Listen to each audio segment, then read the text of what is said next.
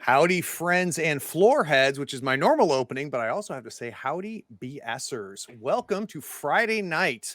This is the premiere of Dungeons and Dragons on the Third Floor Wars Twitch channel, and I think there's only one person that could have possibly made that happen, and that is the guy at the top of your screen. Brett, welcome, my friend. Hey, man. Glad you have me here. I can't believe this actually worked. So that's kind of interesting because you mentioned it last couple of times you talked like, I think I have never played 5e. And I don't know if my listeners believe I would ever play it. I'm like, we'll make it happen. So here we are. Believe it. It's true. Oh, it's great. And for those of you that don't listen to Gaming and BS, what the hell? Because you've heard me talk about it enough on the show, you should be. In fact, we're going to put a link real quick in the chat. So for those of you that don't listen to Gaming and BS, you need to fix that. But on my channel, on my pod, you should have heard my interview with Brett. And the big thing that Brett and I talked about was the setting, Streets of Avalon, which honestly gets me pretty excited. I don't know if I've been looking forward to playing D&D ever before, so that's good. But let's finish doing our introductions before I keep kissing Brett's ass. Speaking of, that's the best part of the whole show so far. Anyway, carry on. So to my right is Sean. Sean, how the hell are you? Hey, Craig, I'm doing well. Thanks for the invite, man. Yeah, we're Happy to super be here. excited. Super excited. And then just below me, we've got Roman, my good buddy. Roman, how are you, man? Good to be back. I'm doing well. Happy it's Friday. Good to be here. This is officially your third different RPG on the stream now, isn't it? Because you're in Star Wars and Blades in the Dark. Yeah, and I'm looking forward to get back to Star Wars next week. Yeah, we got next week. We'll be plugging all that at the end. And then, of course, can't have a live stream game without Nick. Hey, Nick. It's been a hard 24 hours staying on this stream the whole time, waiting for you to come back. So I told you if you're good, I would give you the key to the chain. Yeah. But you haven't been. All right. So instead of like spending a whole bunch of time just goofing off and talking about things, I think we should start freaking playing some Streets of Avalon. So Brett, the show is yours, my friend. Awesome. All right, guys. So one of the things I like to do when we start out, I did pre-gens. You guys went through your pre-gens and such. I've got a couple mechanical maintenance-y type of things I want to do. But the first thing is I specifically chose names, as I was telling you guys off the mics, basically, so you can make the character as much your own as you want. So for Nick, you've got LT. All I know about LT is what I put into him. And what that is the former Griffin, which is the Griffin or the City Watch of the massive city of Avalon. But I don't know a lot else about LT. So Nick, what do you when you looked at LT, how do you see this person? Man, woman, tall, short? What do you see? I immediately pictured Lawrence Taylor, Thomas, the big football player, LT. Oh, LT, Lawrence. Yeah. Oh, wow, Lawrence Taylor. Okay. Yeah, Taylor. Yeah, and so immediately he's big, burly, got a bald head, and being a former Griffin, kind of makes me think maybe something happened. Maybe he didn't follow suit with other Griffins in his order or his collective that were taking bribes or doing things that were not on the up and up. And he said, forget this, and just separated from that and walked away. He's more of a protector. He's more of a guy that is looking out for the common man. I imagine maybe he was stationed in an area where there was a lot of nobles and a lot of money and potential corruption in those types of environments, and kind of said, you know what, I'm going to go to the opposite side of that and go to where he helps the common folk. Awesome. Love it. That is good. That is very, very good. Sean, you got Max, and Max is the local sage / wizard. And a lot of folks in Avalon, you have, it's packed, right? The city is obscenely large, 50 some miles supposedly in one direction, maybe twice that in the other. Very few folks leave their neighborhoods or go far beyond or ever go to the gates. So oftentimes that sage, Sean, is the person who's helping them with all their legal trouble. That's the most educated and literate person in the group. So want to give you something to make you feel good, Sean. A little more than usual. So how do you see Max, Sean? What do you see Max? Well, I would say Max is he's probably got like maybe a half a foot in the grave. He's been around for a long time, practicing legal things and researching, reading books and being literate. That respect. So So he's like an elderly Alex Kammer. yeah, Okay, I like it. maybe, I guess, probably. Much respect to Mr. Cammer, the director of Game Con. Maybe not so much on the personal injury, but other things that may go on in the city of All right. Avalon. Okay, I like it. Craig, you've got Sal of No God. One of the things that, from the outsider's perspective, and we talked about this on the show when you interviewed me, was the people still believe in the gods. They have faith and they want desperately to believe that there's something out there to help them. The reality, of course, is behind the scenes. There are no gods. There's nothing there. So, in the character that I gave you there, I know I put in a couple different, like the bonds, the flaws, and some of those pieces to get you all thinking about stuff. So, Craig, when you read it, what'd you think? How do you see Sal?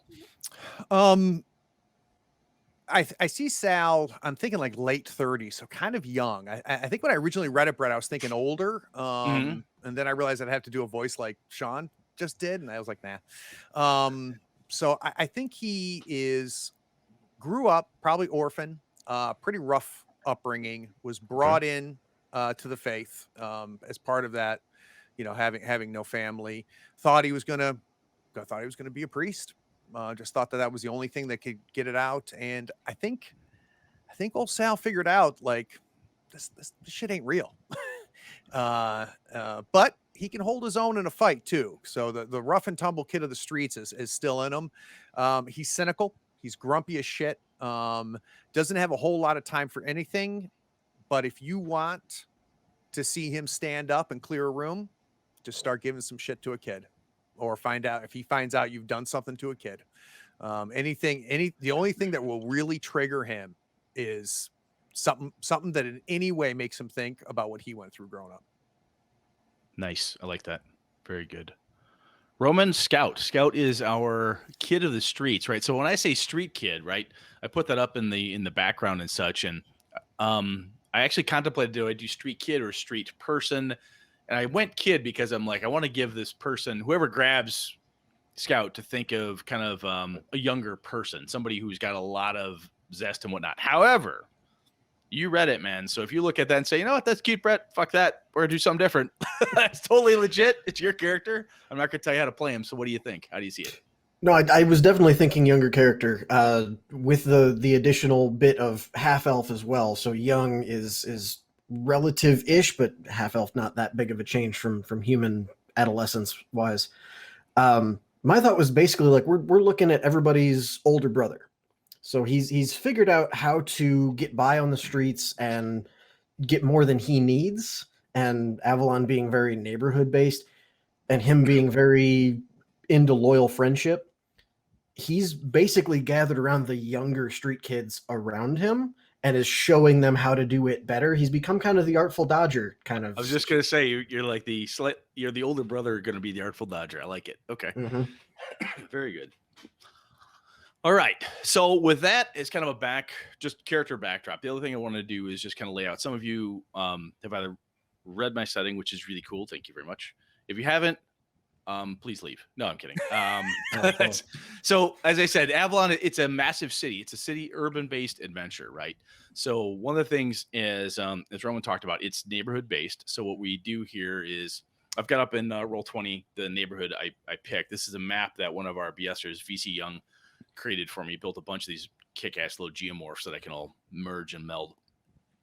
And every neighborhood has its own special nuances and so forth. Your characters are all living here or from here or both or passing through, but this is where you're starting.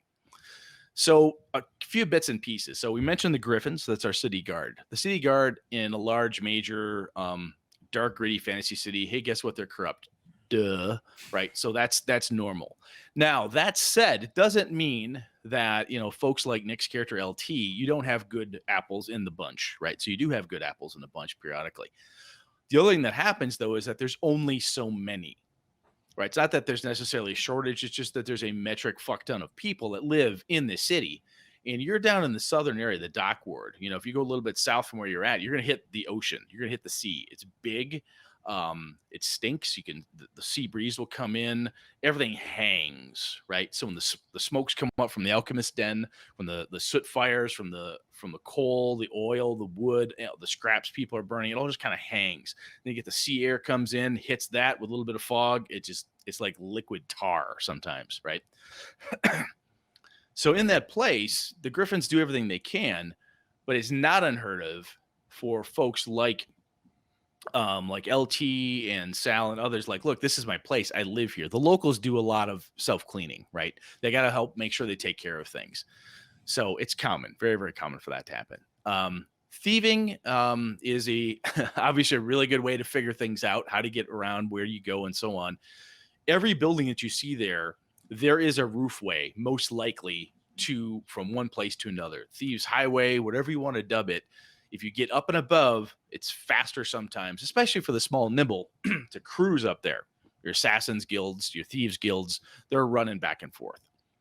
The guilds control most of Avalon. You have the magistrates, the nobles of the 13 major families way up north in their ivory towers, their massive estates. Great. Doesn't do you shit good down here. But what you do have are lots of different guild folks. So if you pick a profession, Wainwrights, guildsmiths, smithing guilds, that's what you do. Smith, blacksmiths, coopers, rope makers, you name it, there's a guild for it. One of the famous ones I've pulled out is the Brotherhood of Sanitary Excavators. These are the folks that keep the river Styx, the men and women that keep the sewers flowing, right? So the water has to get in and out somehow, right? You can't be just this horrible unsanitary something. So in the center of the picture there, you can see the little diamond. Basically, that's the well. That's the main well for the neighborhood. And out from here, there's various other old wells, dried wells that are basically garbage/cesspools. At the bottom of those, the Brotherhood will often get Otyugs, which is these massive trash-eating monsters that they'll plant and raise in certain areas because they help to kind of keep things moving. You know, when that huge when the Assassins Guild murdered, 15 people, they throw the bodies in the sewer. Something's got to clean that shit up. Should get a little monster down there, do some work for you. The other piece is that there are a number of different gods here, as Sal can attest, right? There's tons of different deities. You have people who follow Odin, people who follow Kali, people who follow Hermes. Hermes is well known as he's basically the banker god of Avalon. There's runners of Hermes, these little street kids that zip around. They get from place to place. It's the best way to get a message anywhere. So if you want to go outside, often in my campaigns, people say, can I find a runner? That's a runner of Hermes. Street kid, grab him, give him a copper. He or she takes off, get the information back and forth. It's not a cell phone call, obviously, but it's a quicker way to do it sometimes than trying to get from point A to point B yourself. Now, that's all that said, the other god or faith that most people follow, at least in one way or another, is the old faith. That's the Druidic faith. That is where everybody comes through. The old faith, the Liché, they come through their corpse carts, a la Bring Out Your Dead, right? They scour through the alleyways. They pick up the dead, drag them out, and take them to the graveyards, making sure things are taken care of.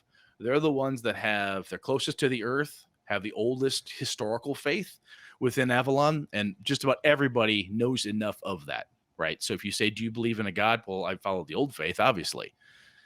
People would probably be very hard pressed to say, is there a god of the old faith? No, it's just a thing they do. It's a piece of their life and the way that they just operate, okay? At the time we're going to have here, I figure we're going to go kind of a early fall, late summer, early fall. So what that means for Avalon, there's plenty of mountains way the hell far to the north, but with the ocean breeze and so forth, you still have plenty of fishing, lots of stuff coming in and out. The heavy fish smell, depending which way the wind is blowing, can be nauseating at times. You don't get a lot of beef, right? There's more pork, chicken, things you can raise inside, lots and lots of seafood. So if anybody has a seafood allergy, pretend your character doesn't, right? So there's plenty of that going on around here. But this time of year, though, those few trees you can see, some of the small gardens that people will raise, things are starting to hit that hibernation period. That happens pretty rapidly, right? They don't get a lot of sun, so the trees and different things have adapted. But this is a time when people are getting ready, kind of hunkering down. What's going to happen? Do I have a job? Do I have things ready? Do I have enough coin laid by to get things done? And the last thing I'll say just around the coin perspective is that if and when this pops up, gold is rare, right? It's a shit ton of gold to a silver. Silver is the common coin of the realm. That's what most people use for everything. That's your $20 bill, right? Copper is anything less than that. Very few folks walk around with the 50s and 100s because that's your gold, right? Gold are things you use to buy property. Gold's things you use to buy massive carriages or horses, for God's sakes. No one has that type of shit down here. It just doesn't exist.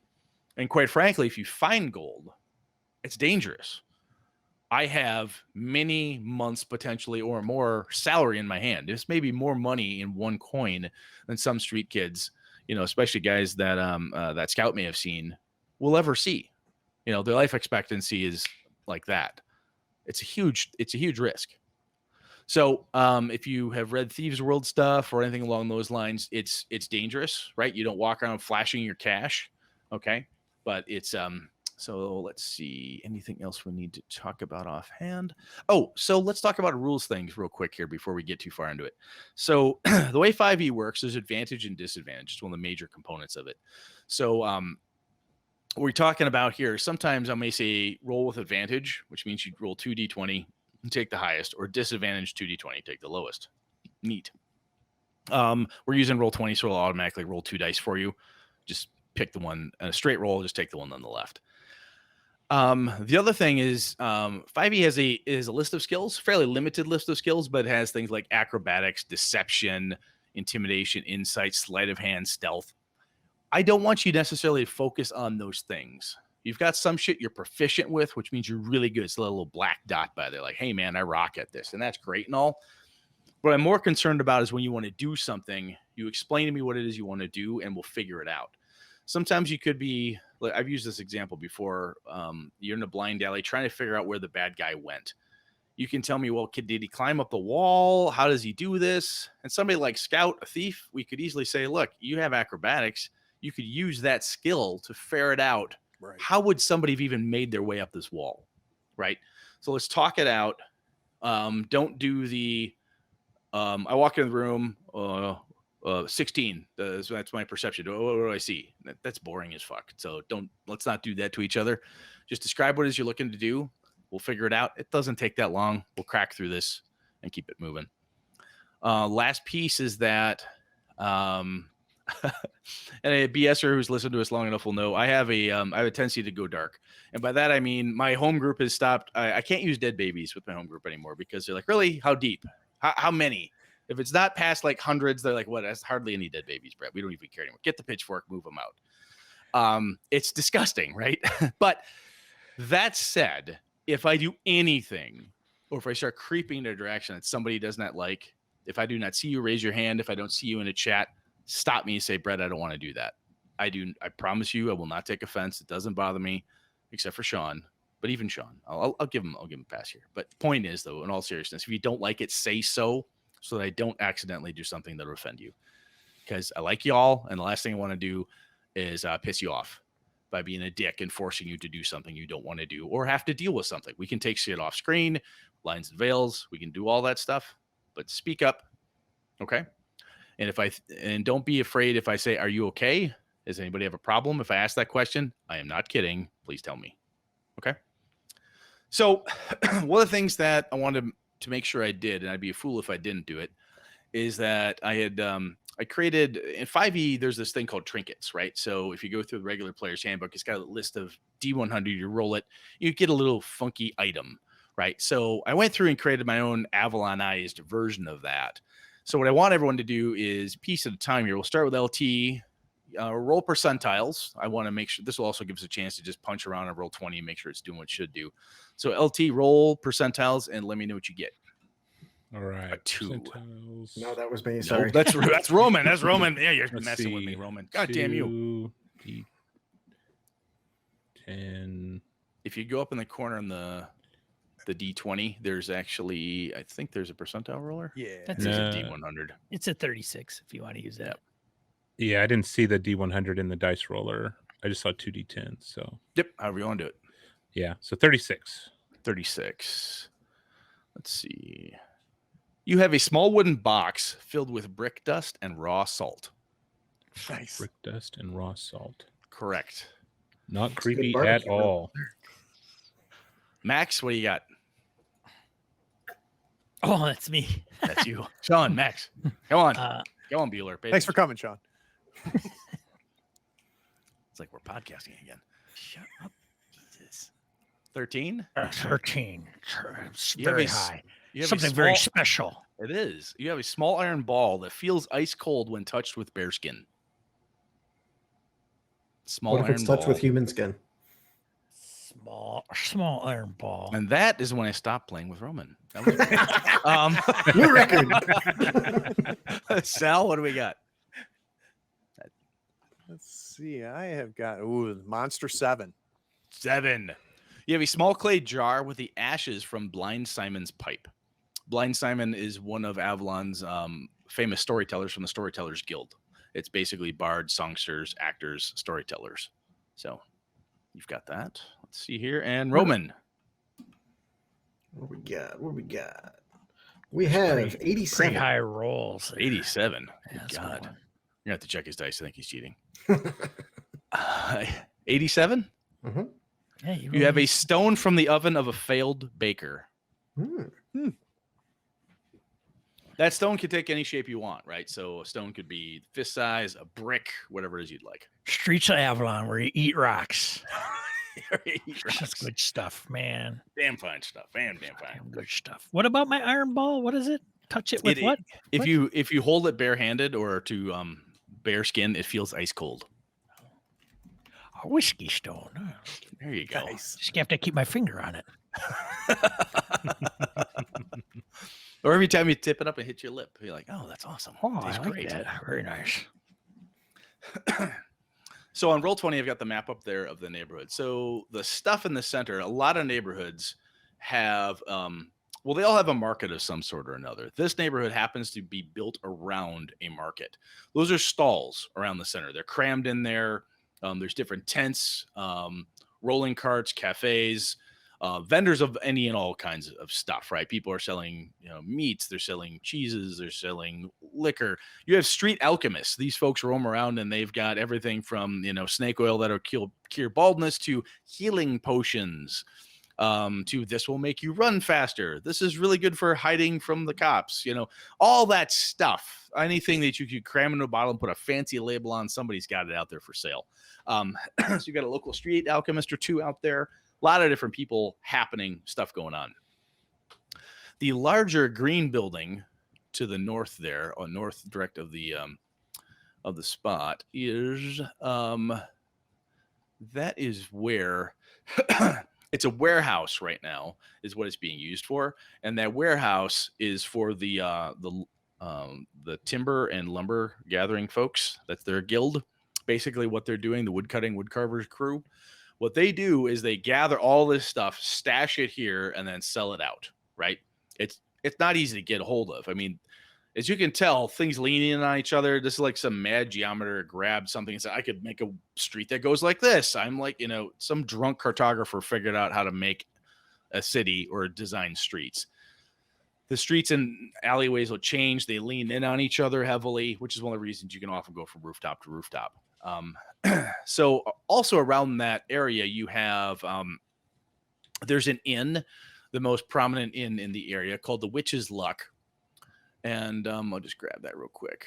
So the Witch's Luck is just a small 1.5-story building. And this is where you guys will be starting for the evening. So Witch's Luck, just a small little place, but it's the best place in the neighborhood. A neighborhood like this is going to have a number of different places to eat and drink. You're going to have little stalls where they flip up the doors outside. Some will have a legit shingle hanging outside. This one has the shingle hangs outside. It's a broken cauldron, literally an old rusty cauldron hanging from 2 big iron hooks, and it's just cracked down the side, and they just call it the Witch's Luck. This place is run by a man. Sean, I need a guy's name. Rafi. Rafi? He's an old cousin of mine. Okay.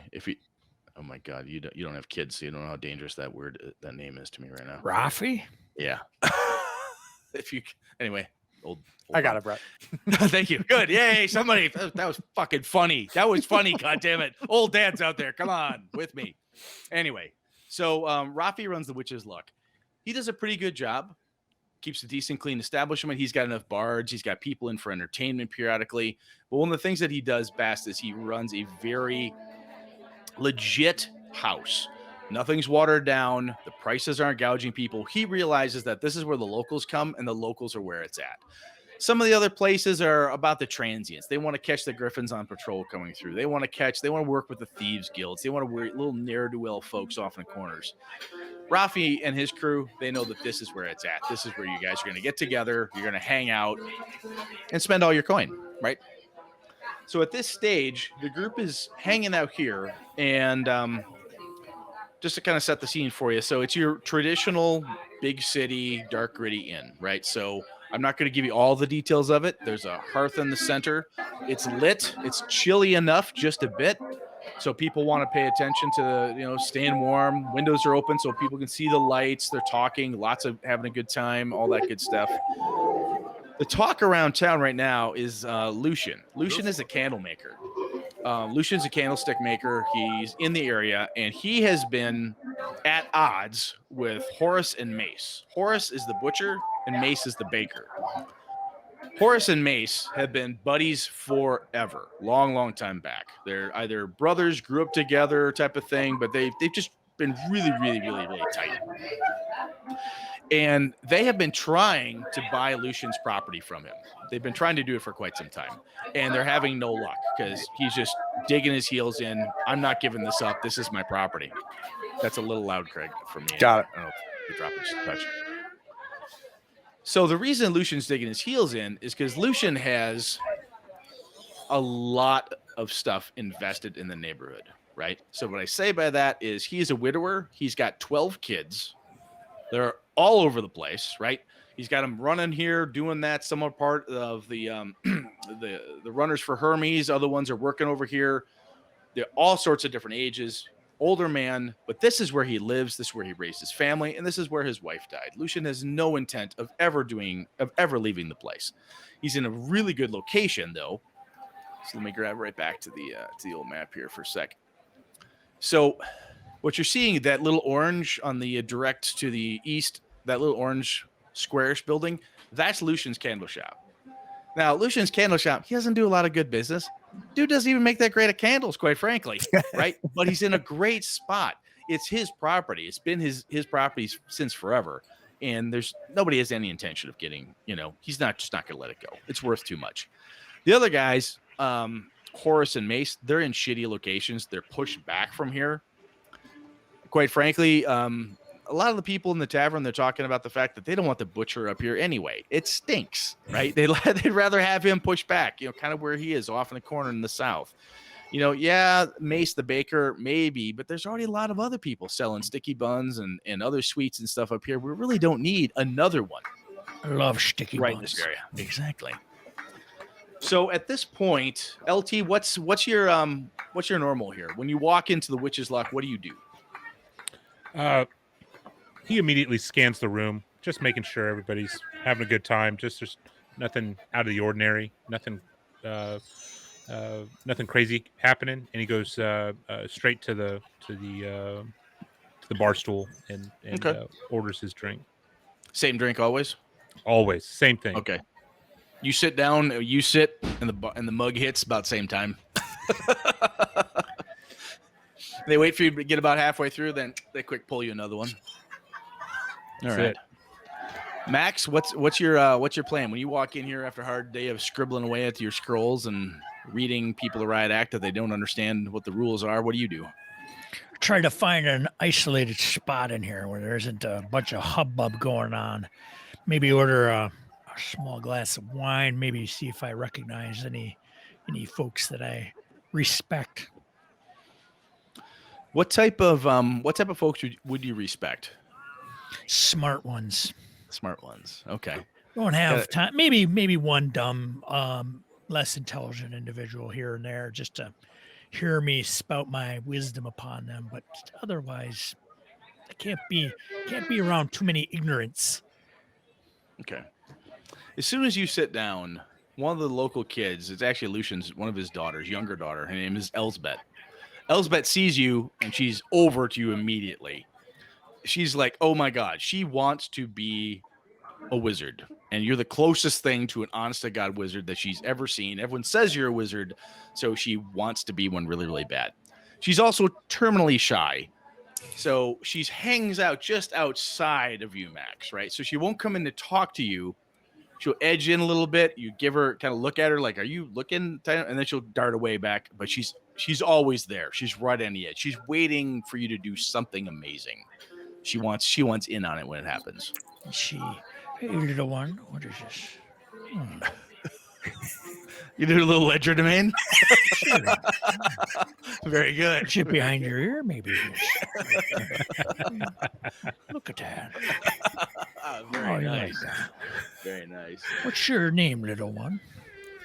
Elsbeth. Elspeth.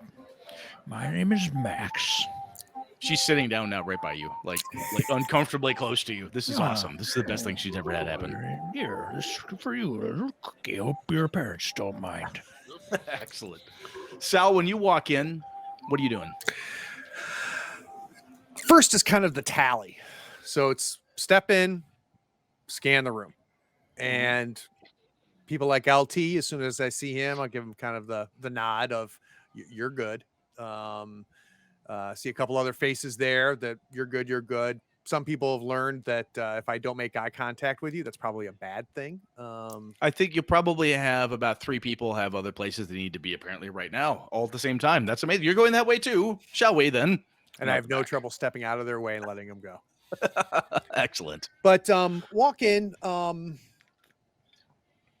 Here's what's good. I like Max.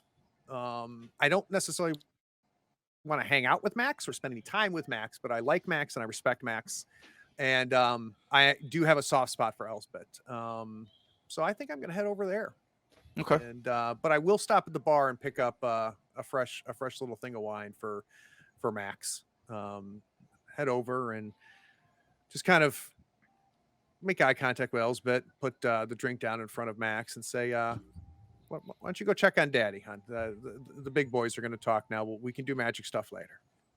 Dad says I'm supposed to wait here because he's coming. Okay. Why don't you sit over there and I'll kind of point so she's a little bit out of earshot, but Well, I'm comfortable right here. sweet. Sal, must you be such a stickler in the mud? No. She's got big brown eyes. Yeah. Bat. But remember, Elsbeth, sometimes there's big people words and little people words, right? Okay. And we only She grabs use her. She grabs her cookie. She's like, crumble, munch. Oh, Sal, she's probably heard worse on the goddamn playground. For Christ's sake. She'll skid her away. That actually makes Sal crack a smile a little bit. He remembers quickly why he likes to sit with Max. So I sit down, got my tankard, and just keep my eyes on the room. Sounds good. Now, Scout, you're heading your way there as the local kind of thiefy type of person. Are you heading down the alleyways, across the street type of thing, or are you looking to take the roofways? How do you want to get there? So Scout's definitely coming back from wherever he was via the roofways. And I imagine actually that he's coming back to check on a few things at the inn. Okay. Because I see this as a place where for the really young street kids, if Rafi's really into like focusing on the locals, he knows that, hey, there's kids who can turn a spit. And if you give them dinner, they'll not take stuff from you. So I feel like this is one way that Rafi's or that Scout's been helping his little brothers and sisters. So he's coming in with whatever maybe he found that Max could use or Rafi could use, and he's gonna by way of the kitchens check on the kids working as well. So you're on the Thief's Highway. You just kind of cruise along the brickwork up there. Yeah. There, you're hearing this slurping, sucking, galumphing sound. Something, and there's this sound coming from behind one of the many score chimneys off to your left. There's a splattering sound like somebody took a bowl of spaghetti and threw it on some concrete. I take it you're mentioning this because this is not a regular normal sound that I would hear. No, that's not normal. No, it's not. No, it's Okay. not. Yeah, Scout's definitely you don't get to be as old as he is in the Street Kids without learning how to check on something without getting too close. So he's gonna slow down a little bit, find his way over there on the quickest but quietest path, and make sure he's looking over the top of the roof down towards wherever that sound is without being seen. Give me a stealth check. Can do. All you have to do is click on stealth. The stench, of course, is as you get closer, not bad, a 10. So as you start cruising your way up there, you're being cautious, but normal cautious. You start getting up, you bank right, bank left a little bit, you take the side step, hop on a couple chimneys. The stench hits you when the wind swirls. Oh my God, is this horrible. You hear within that gurgling horrible sound, there's words. You can't make them out. It's like it's garbled and muffled behind this big chimney. A hand, or what you assume to be a hand, kind of reaches out around the chimney. It has these massive splayed fingers. It grabs the side, and it's like a splat when the fingers hit, and you're pretty sure you see one of the digits just pop off. It hits it. It's like this rotting digit just kind of falls off. It hits the side of it. Right. So like if my hand were like desiccated and rotted, I slap it against the wall, my index finger falls off and it sticks like 3-4 inches away from the rest of my hand. That's what you're seeing. This horrible, and there's a voice in there. There's definitely a voice, and those are definitely words. I know it's garbled. Is there any kind of tone I can get other than stinky? It is fear. It is absolute fear and abject terror. Whatever it is fucking terrified. It's not trying to cause fear. You have the distinct feeling that what it is afraid. It is absolutely terrified. Okay. Scout's gonna back up far enough that a quick lunge couldn't get to him, but close enough to my friends and I call it sneaky distance. I have a ruler for that. It's approximately 6 feet. This note's not. So if a 5-foot square is threatened, I'm about 6.5. Yeah. Okay. Yeah. He's going to do that, and he's going to strafe around the chimney as much as the roof allows to see more than just this splatting hand, and is not going to draw a weapon. Is going to make sure hands are out and visible, and is going to ask, "What's wrong?" Okay. LT, you get a little tug on the pant leg. Look down, I assume. Looks down. Yeah, absolutely. It's Lucian's smallest child. It's a little boy. He's the runt. Everyone calls him Runt. And he doesn't mind. He's a teeny little thing. He looks up at you and he says, "Have you seen my dad?" Well, hey, Runt. No, I have not. Are you sure?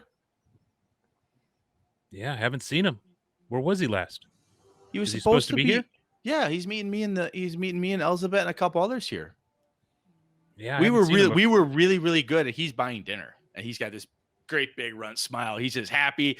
All 3 of his teeth are still in place. He's happy as a clam, right? I'm getting dinner at the inn because I was good. Oh, Runt. I'm sorry, I haven't seen your pop here yet. Feel free to join us while you wait. I'd like you to, with disadvantage, because you're in this conversation right now, LT, I want you to roll perception with disadvantage. So we're going to take the lowest of the 2.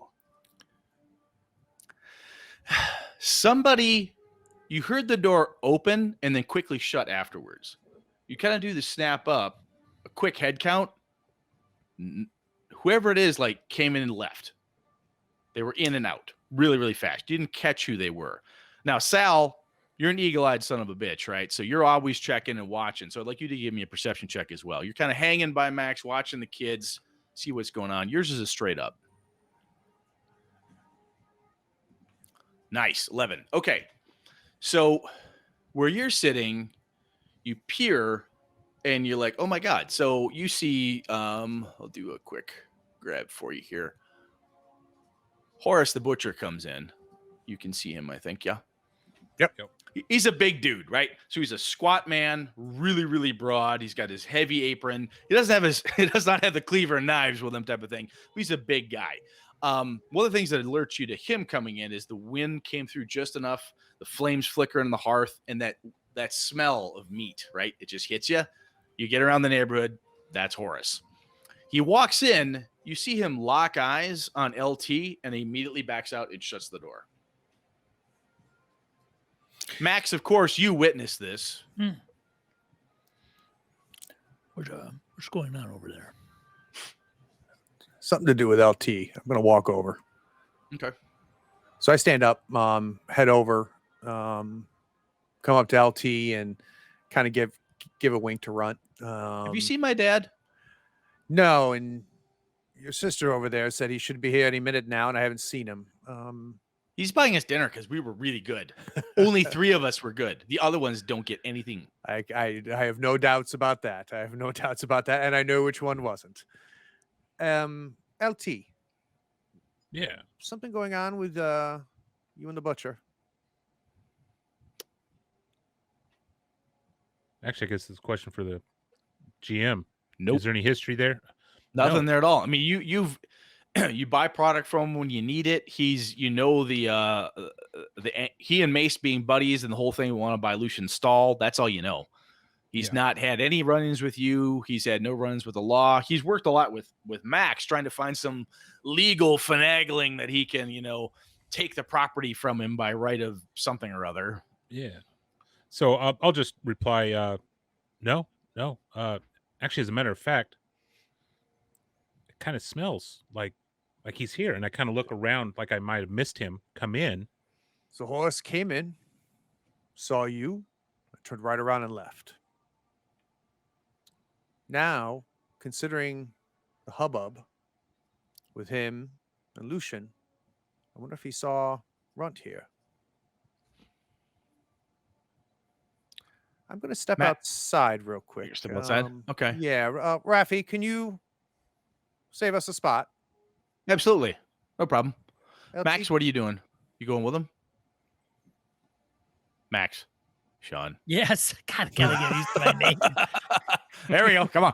So, Sean, in role playing, what happens? Is occasionally the game master will You call have upon a you. sheet of paper, and at the top, Gotta change this guy's name so I can understand who it is. So Sal's gone over, and I talked to kind LT, of nudged and LT making a a plan. little bit. Okay. Oh, Come with me? LT's definitely going with and directing Runt to go sit with his sister and kind of hang tight just because something's a little off here. And I'll lock eyes with you, Max, and kind of give you the head nod if you want to come. I will get up and walk towards the bar and sit at the bar where LT was, just to get a different vantage point at the door and where those 2 yahoos are heading. Son of a bitch, he's staying on a ship with the guns. Okay. All right. So, Scout, you're moving around, as I said, as sneaky distance as you can. And the stench is just horrendous at this point. By the time you get around it, you see this, right? So the person's body is just liquefying. It's absolute putrefaction. It is green. Green ooze is pouring off of them in rivulets. It oozes out of holes, pores, everything. It just falls down. Chunks of the body slough off. More green oozes out of that. Hits the ground, slop, and just starts to squirm away. It's absolutely fucking disgusting. What I need you to do for me, if you would, is make a wisdom saving throw. So up to top saving throws, click on the wisdom one. Mhm.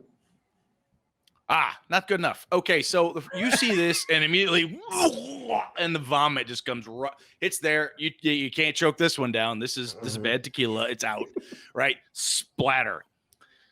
You have enough of your wits about you that you didn't fail galactically. So the creature thing turns back and thrusts out with one of its hands. It has a handful of these green sodden candles. There's just this, his fingers are like kind of melted into the wax. It's almost like it's part of him. He's holding him out at you and he's just gurgling something. There's a word in there. And at this point, everything from the throat, it's just disgusting. Okay. He's not moving to attack, at least as far as you can tell. Well, first off, is there any clothing or jewelry or anything that would point this person out as someone I might recognize? Very good point. Give me a perception check. We're gonna give it with advantage. You're being really smart about this. We'll do that. Well, you're not very perceptive. The problem right now is because of the vomit, we're with an 8 as the high number, right?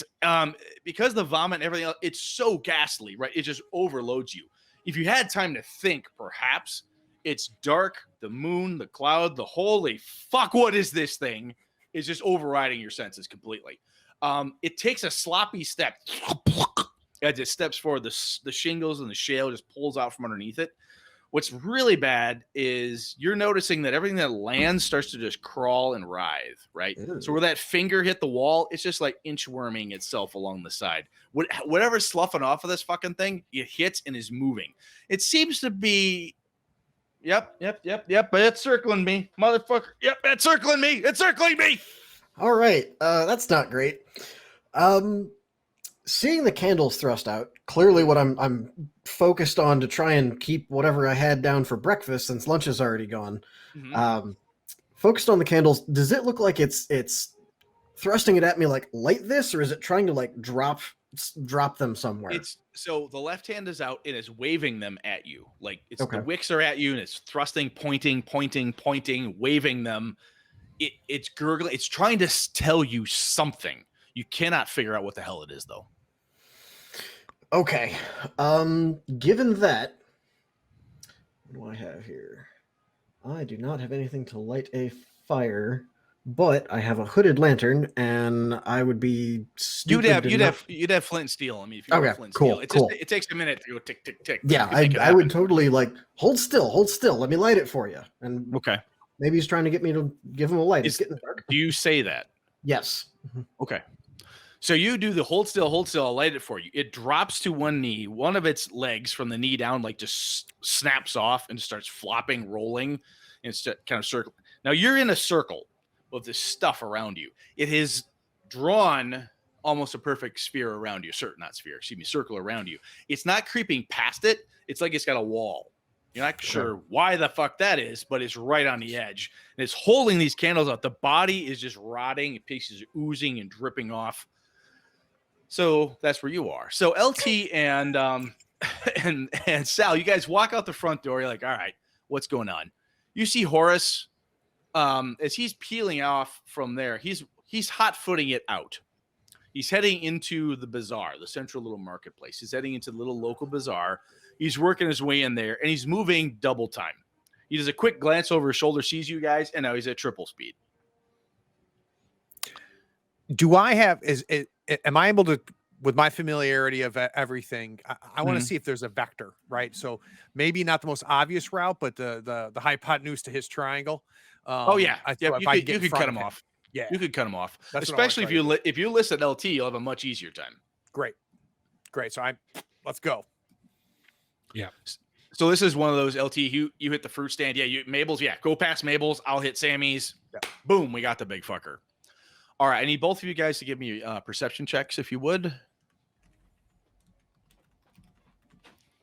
fucking hate dice. That's all right. Sal, the ever observant. LT, maybe this is why you're not a guard anymore. What's going on? I don't know. Yeah. You can hear. So it's loud enough, Sal. If you draw LT's attention to, you can, but you guys have started to split up. Right. As you're banking out, you hear the noise above because the moaning, the slobbering, it's echoing across the top, and you can't miss it. It's almost impossible not to do the sideways glance. It's somewhere up on that roof, right? You can keep going where you're going, or you can investigate. There's another voice up there, something along the lines of, hang on, I'll light it for you.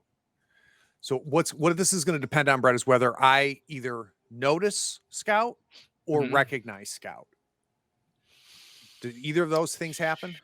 Scout, how loud are you being? Not conversational, because there is a part of him going, now that I've determined that this doesn't appear to be trying to attack me, but needs help.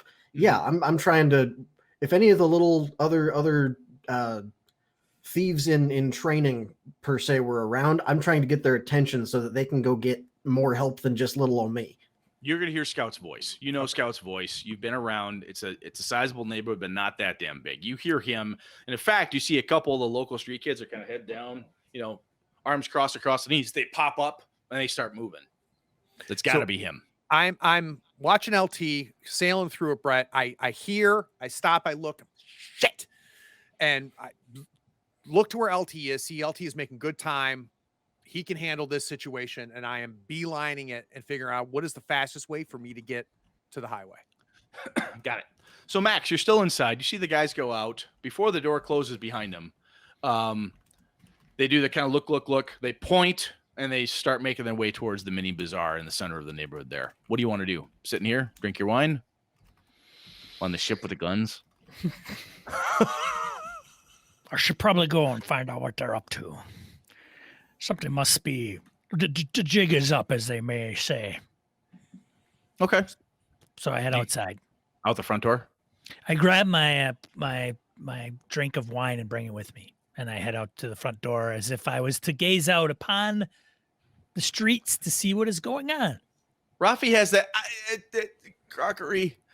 Okay, sure thing, Max. Just all right, fine then. Oh, for Christ's sakes, Rafi, I'll get you later. Jesus. Okay, so you walk outside. Yeah. As you're walking out, you see Mace is walking in. So Mace as a butcher is a very, very nondescript individual. Mace just perpetually covered in flour, dust, and so forth. He's just kind of trundling his way in there. Oh, sorry, Max. Oh, so very sorry. My apologies. He's kind of forces his way by you and keeps going.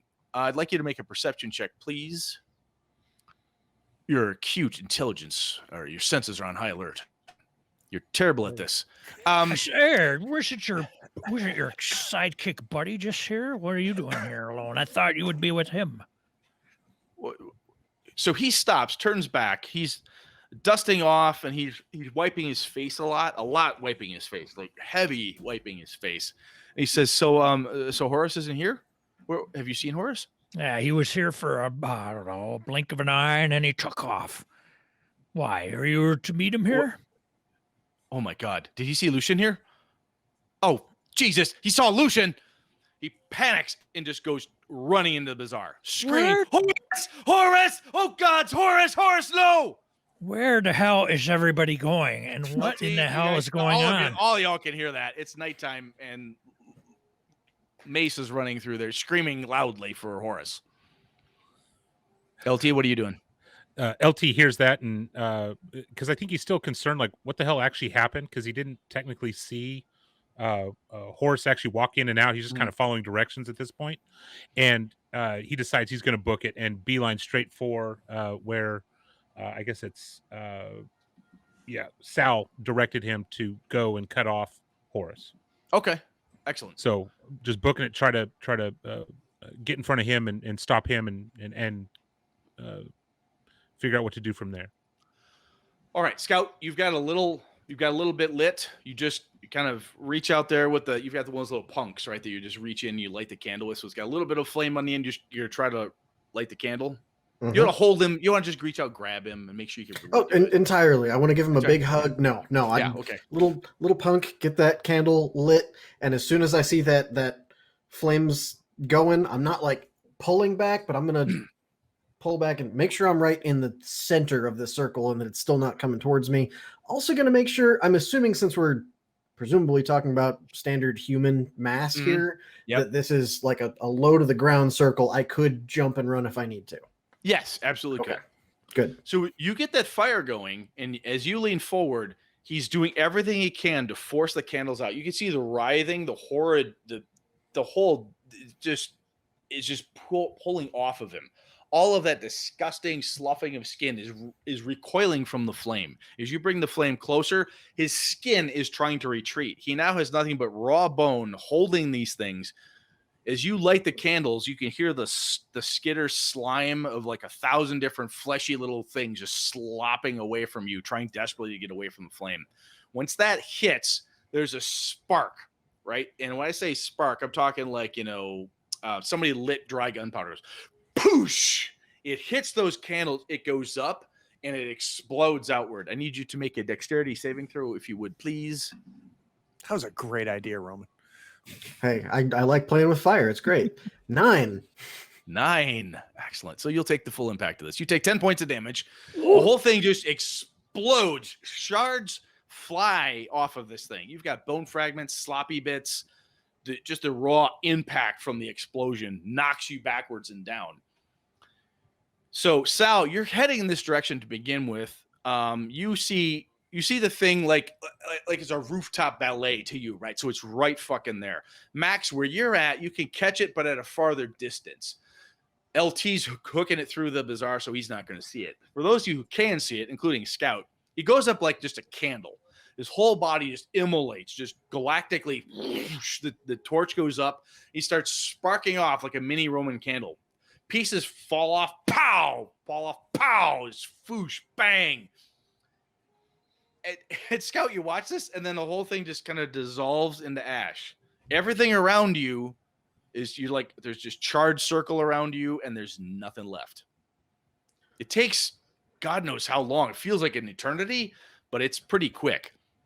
LT, there's a bright light in the background, but at this point, you see Horace, the baker. He's right there. He just turned on his heel, and you can hear Mace. You see the butcher, Horace. You hear him. You hear the baker, Mace, screaming for Horace. Horace turns on his heel, and boom, he's going to come right into your broad chest. He's a big dude, the butcher, but he's shorter than you. So he comes in, whoomp, and he hits you. You're standing your ground. He goes thunk. It's like a big sack. Hits the ground. Looks up at you. Oh, LT, what did I do? What are you okay? I'm sorry. Give me a hand. Come on, give me a hand. I get right on top of him to keep him from getting up and say, Horace, why in the hell were you running from us? You trying to pin him down? Yes. Okay. He reaches one hand up by his mouth, and he's holding his mouth. He's talking through his hand. He's like, don't get off. And he just vomits out this horrendous. It has the stench of that metallic blood. And all you see are these green, nasty, worm-like things come out of him and just boil out. They come out of him, look about 6 inches in front, land on his face, as they all just start burrowing into his skin. It's like watching somebody get just maggots burrowing into his flesh. I'd like you to make a wisdom saving throw, please. Good God. Crap. Where's wisdom saving throw in here? Wisdom. Right to the right of dexterity, I think. Or I can't remember what it is. Too slow, you died. Okay. Yeah. For real. Oh, saving throws. I see. Wisdom, yeah? Uh-huh.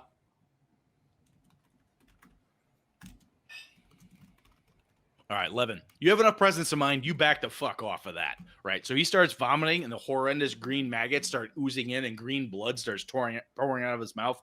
You just back off. Max, what are you doing? Yeah, where am I with? You're standing in the street sipping wine. You just watch this horrible emulation up top. Oh my! Look at the fireworks. That's amazing. Yeah. Down there, you hear screaming. You can see Mace, the baker, running through. Horace, where are you, Horace? And then you hear, oh good God, oh gee, oh that's disgusting. You hear LT just like, fucking gross as hell. I'm assuming LT, you're not gonna. Oh yeah, I'm freaked the fuck out on this one. Yeah. Okay. And you also see Sal heading off towards the Roman candle thing that was up top. Oh, I can't climb roofs, so I might as well go and find out what the hell's all the ruckus down there. The bar is emptying out now. A lot of people milling around, people coming up. You've got 4 different kids from Lucian hanging on you. Elizabeth goes, is my dad out here? Do you see my dad? I haven't seen your dad, but you should go inside and stay there where it's safe. But you're a powerful wizard. Isn't it safer by you? Well, not necessarily. The cookies are better indoors, I've been told. We'll be back. Take your brother with you and take these other little rugrats with you too. All right. So Elizabeth and Runt gather up the rest of them, and the 4 head back inside. They're looking longingly back. They don't understand what's going on. They're just trying to find their dad, right? That's what they're all about. Right. So the locals have poured out, Max, and they're looking at you like, Max, what's going on? What do you see? Oh my God, what's that? Is it smoke? Oh my God, is there a fire? Should we ring the bell? So they're thinking fire. Everybody collapse the building. calm down. Jesus. Good God. How it's do you not want? like How do you this want? doesn't happen every day. How do you want to calm them down? You trying to intimidate them? You trying to appeal to their logic? What are you trying to accomplish here? I'm going to intimidate him. I'm going You're gonna intimidate them? All to right. blast him with a thunder wave and intimidate him. Kaboosh! There, all you fuckers. Shut up. God damn it. All I will. And the reason I'm having you do this isn't like it's not like everything you do has to have a die roll to it. What I'm trying to see is how impactful your action is, and that will determine: do they listen to you? Do they back off? So Just give me everybody calm down. Calm down. We get All to right. the bottom of this. So you can try intimidation. You could try performance, persuasion, even. We'll do persuasion. All right. I'm much smarter than all of you. Just have a seat. We'll get back to you in a minute. Not bad. Not bad. Okay, so the crowd is mollified. So you've been able to do crowd control to the point. Like, look, you're all jumping to conclusions. There's no fire. Maybe a little smoke. Could be anything. Calm Mind down. your own damn business. There's nothing going on. Let me get to the bottom of this. All right. Go about your drinking and porn and all that other craziness. Well, I take offense to that. Well, we'll talk later as you take offense. Sal, what are you doing? Laser focus, trying to figure out how do I get from here to where Scout is. So I'm acknowledging what's happening here Mhm. with the explosion. It could be still a danger. I don't care. All I care about is where I think Scout landed. So If you want to go fast, give me a climb check, and you're basically, which is going to be either athletics or acrobatics. Athletics is strength based. sheer strength. So I'm thinking grab onto the closest ledge or anything. Yep. And just sheer. Now, if you wanna fuck about for a bit, you could try to find an easier way up. But what you're talking about, laser focus, okay, go for it. Easy. Good God, you're good at this. Nice. Okay, you just gotta crunch. Just plant your fingers through the rock, pour up the rotten molding. You're on the roof, and you see Scout. Scout, what do you look like at this point? Scout's definitely got that kind of blinking eyes, make sure nothing got in there, lying back on my ass against the shingles and whatever chimney I was nearest. Got that post-explosion whine in my ears, making sure whatever I know you said everything was ashen after the explosion, but I'm making sure that if I rolled back into that ring that it's just ash and not green. So I'm kind of, whoa, what is this? And then going, oh, I should not have moved that quickly, in kind of the jerky post-explosion, ow, that was a bad idea movement. I need a Constitution saving throw from you, sir. Can That would be you, do. Scout. It's the first time anybody said sir to Roman. And I need it to stop. It's not helping the dice. All right, so you feel this horrendous burning sensation on your back. This is like, have you ever been bitten by a horsefly? Where they basically, Yes. Horseflies basically it's chainsaws for teeth. Now think about a horsefly the size of a hummingbird. It's just, it hits you in the left shoulder blade, just burrow. You're like, oh my God. That hurt. It hurt pretty bad. It hurt to the tune of 2 hit points of damage, and you feel it boring. You feel something just digging and digging and digging. Yeah, as soon as that happens, I am like immediately flipping onto my front, pulling my tunic or jerkin or whatever I'm wearing off, and just kind of like grabbing back at it to dig at it. Just Sal? I completely recognize exactly what's happening. I'm going to grab as much cloth as I can get my hands on, Mhm. and I'm going to first try to drag him like maybe a yard or two farther from all the shit going on while Mhm. trying to figure out what that is on his back. So depending on timing, you let me know when I can do something else. Got it. So you were able to grab him. You're a strong dude. You're able to scoot him across probably about 6-7 feet up to another chimney. You've got him flipped over. The tunic's pulled way up high. There is what looks like a nasty, I would say neon green worm. It's segmented. It has the girth, but it's thick. Yep. Right. And it is just, the tail is kind of whoop, whoop, whoop, as it slowly but surely eats its way through his back. So I'm not going to grab the top of it. What I'm going to do, and this is going to hurt, Scott. I say, this is going to hurt. I grab onto his shirt, pin him down, and I'm going to try to bore my finger to the left of it and scoop out. Oh, wow. That's horribly painful. That's great. Scout is in a Scout- great frame of mind to just let that happen. And what I'm hoping I can do is I hope the pressure I'm putting on Scout is kind of like my version of put the stick in your mouth. And Scout, how much do you want to stay conscious during this? I'm not particularly needing to. Okay, so if you wanted to fight it, otherwise, my assumption is at this point, Scout's like, you know what, sleep. I could. That's it. That's good night. Shock, essentially. Yeah, You're gonna you'll surrender. Okay. Yeah. So Scout basically just goes, ha, clunk, and just surrenders to shock. You dig in and scoop out this horrendously long, it's like 3 inches long, nasty thing. It's just like flip. From the end of it, like the business end, you can't see teeth or anything, but you hear this little grind. You hear a grinding sound, like somebody's like grinding their teeth. It's really loud to you, and there's like bits of blood and, of course, bits of Scout hanging off of it. It's a ragged ass hole in his back. What do you want to do with it? pinch the fucker. Pop it like a pimple. Yep, you can kill it easy. Okay. Yep, you can crush it. So throw that to the side. Pull up any other claw so I can see. I want to see Scout's entire back, and just see is there anything else going on.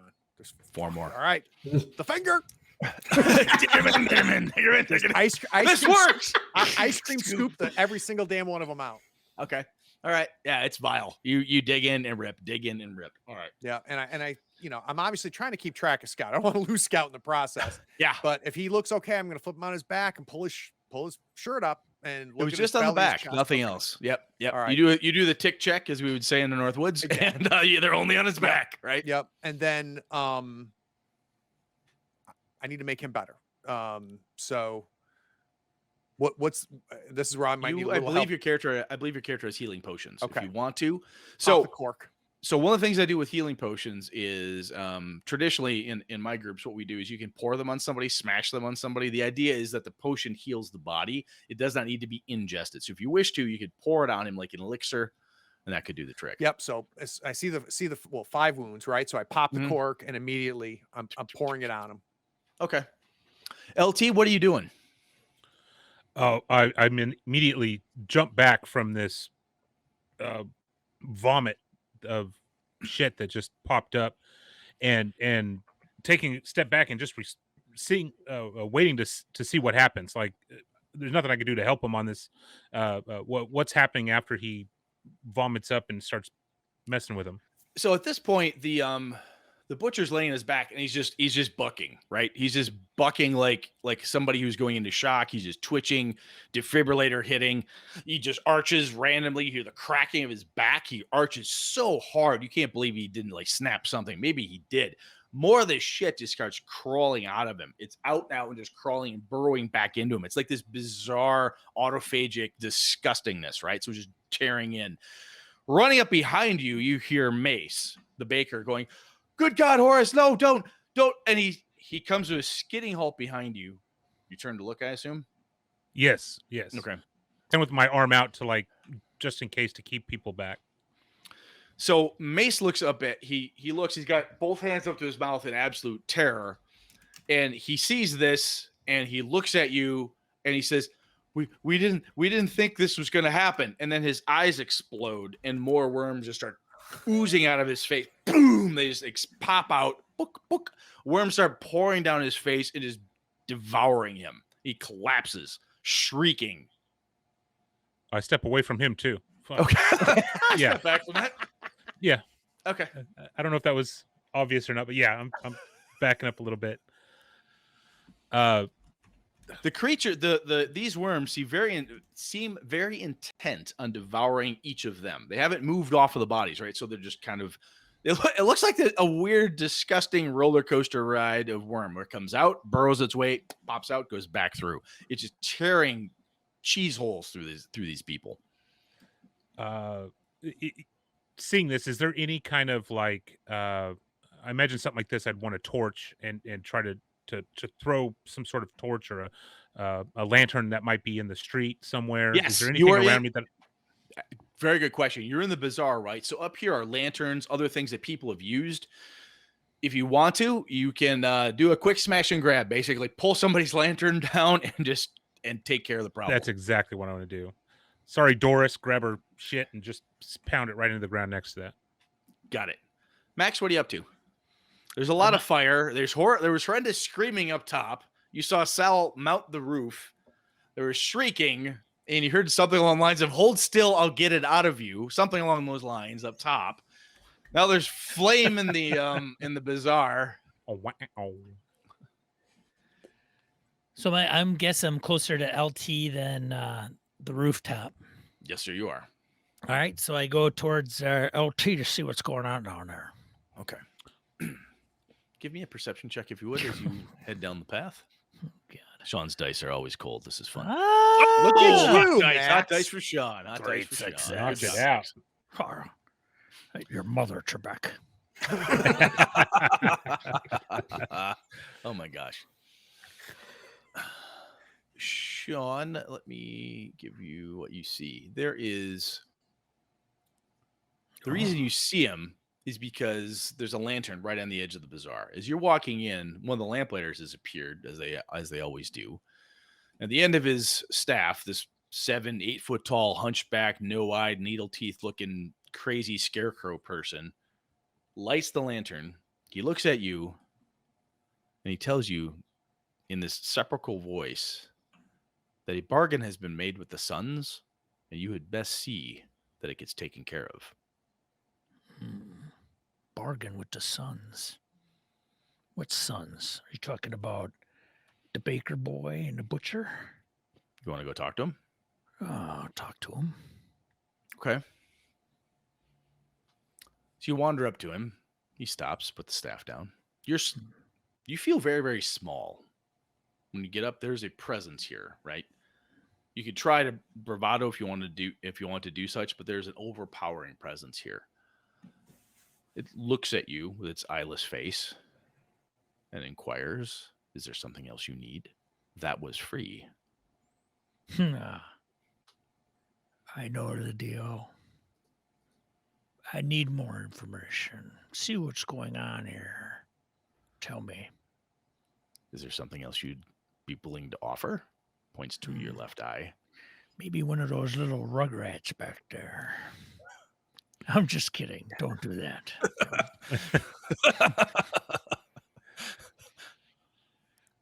Perhaps. What could I possibly give thee for something that I would need for some knowledge? Come on, cut me some slack here. He says, "I'll take your sphere." My sphere? You mean this old thing? My whiskey stone? Yes. Any chance I could maybe get that back at a later point in time? No. Once I give it to you, it's yours forever, eh? Yes, and I'll answer a question for you. Oh, boy. Fair enough. But I'll have you know, it's a little cold to the touch. I don't know if it's going to be cold to your touch, though. It's got those long, spatulate little scarecrow fingers where reach out, pluck it, sniff it, and then eat it. It's the sound Ooh. of teeth masticating iron, right? Just grinding, snapping. You're You're not gonna sure re- if that's the metal breaking or the teeth.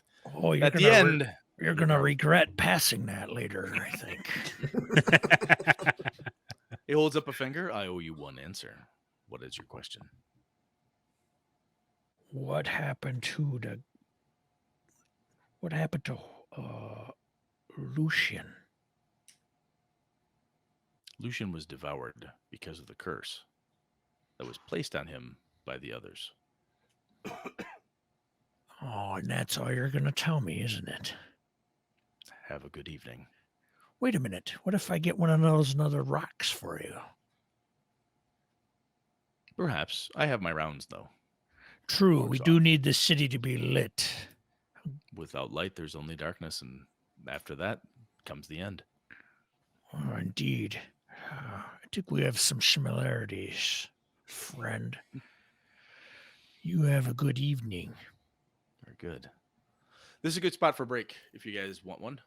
Yep, let's do that. So we're going to cut to a break. We'll be back in 10 minutes. We'll be right back. Cool.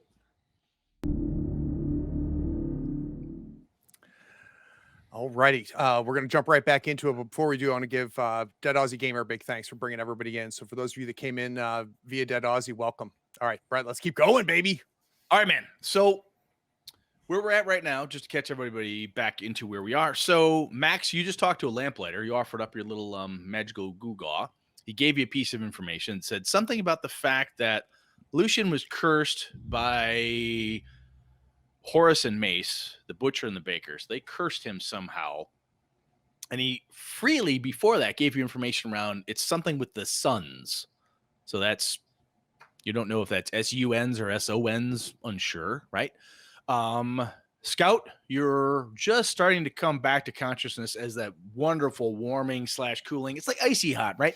You rub it on your back. It's going to bring you to. You are going to. Let me do this real quick for you here.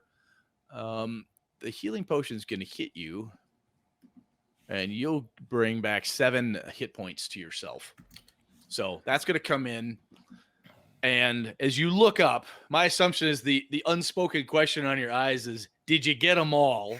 Yep.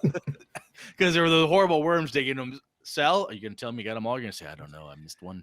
Yeah, I'm going to kind of pat his cheek a little bit and go, you okay? So long as you didn't miss any. No, got him all. So I'm going to try to get him stood up.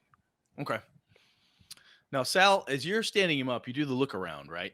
So clouds part a little bit. You get a wonderful moon down. You can see the ash from everything else, but there's no other creepy crawlies. Nothing moves. Something moves. You kind of do the quick stomp, smack that thing with them all. No action there. Nothing. All right. So then priority 1 taken care of. I feel good here. Immediately my head turns to the square, and I'm going to try to see if I can't find LT. Oh, yeah, it's easy. There's a big conflagration where 2 bodies are being torched right now. Okay. There is LT, as you can see his outline and the shadows dancing on the closed doors and the rough, many patch canvas tops, right, of all the half tents and such. And he's like, sorry, Doris, sorry about the oil. Pay you back later. And he grabbed all the lamp oil he could, doused these horrendous bodies, and just cooks them. So this is the sound of, popcorn being made, but with like a sizzle and a snap crack, right? And it just ping, ping. And as the worms just pop and rupture, there's bits of meat and flesh and blood just flecking off. It's green. Everything you're seeing is this vile, icky green, kind of like Craig's green screen that the cherry's on. That neon nasty ass green is just hanging out. So the flames will lick through here pretty quick. It's like lighting a really dry Egyptian mummy, right? Just it'll cook through it. However, that stain in that light, you can see it there. It's like a neon green stain on the half cobbles and rough walkways that make up what's left this little bazaar here. Max, you have finished talking to the lamplighter. You turn back and you can see LT, I'm assuming, kind of doing the brow wipe from the heat. The flames are starting to die down.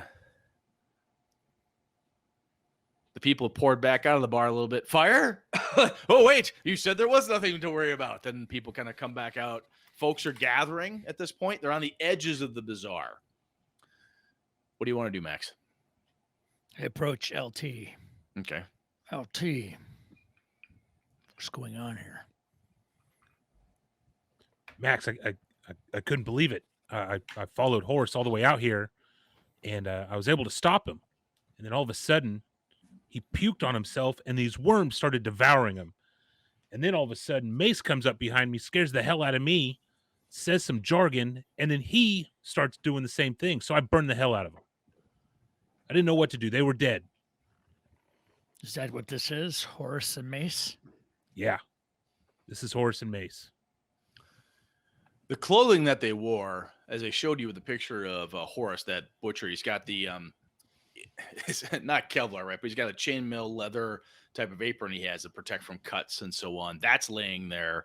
The baker, it's got a rolling pin laying next to him. The wood is charred, right?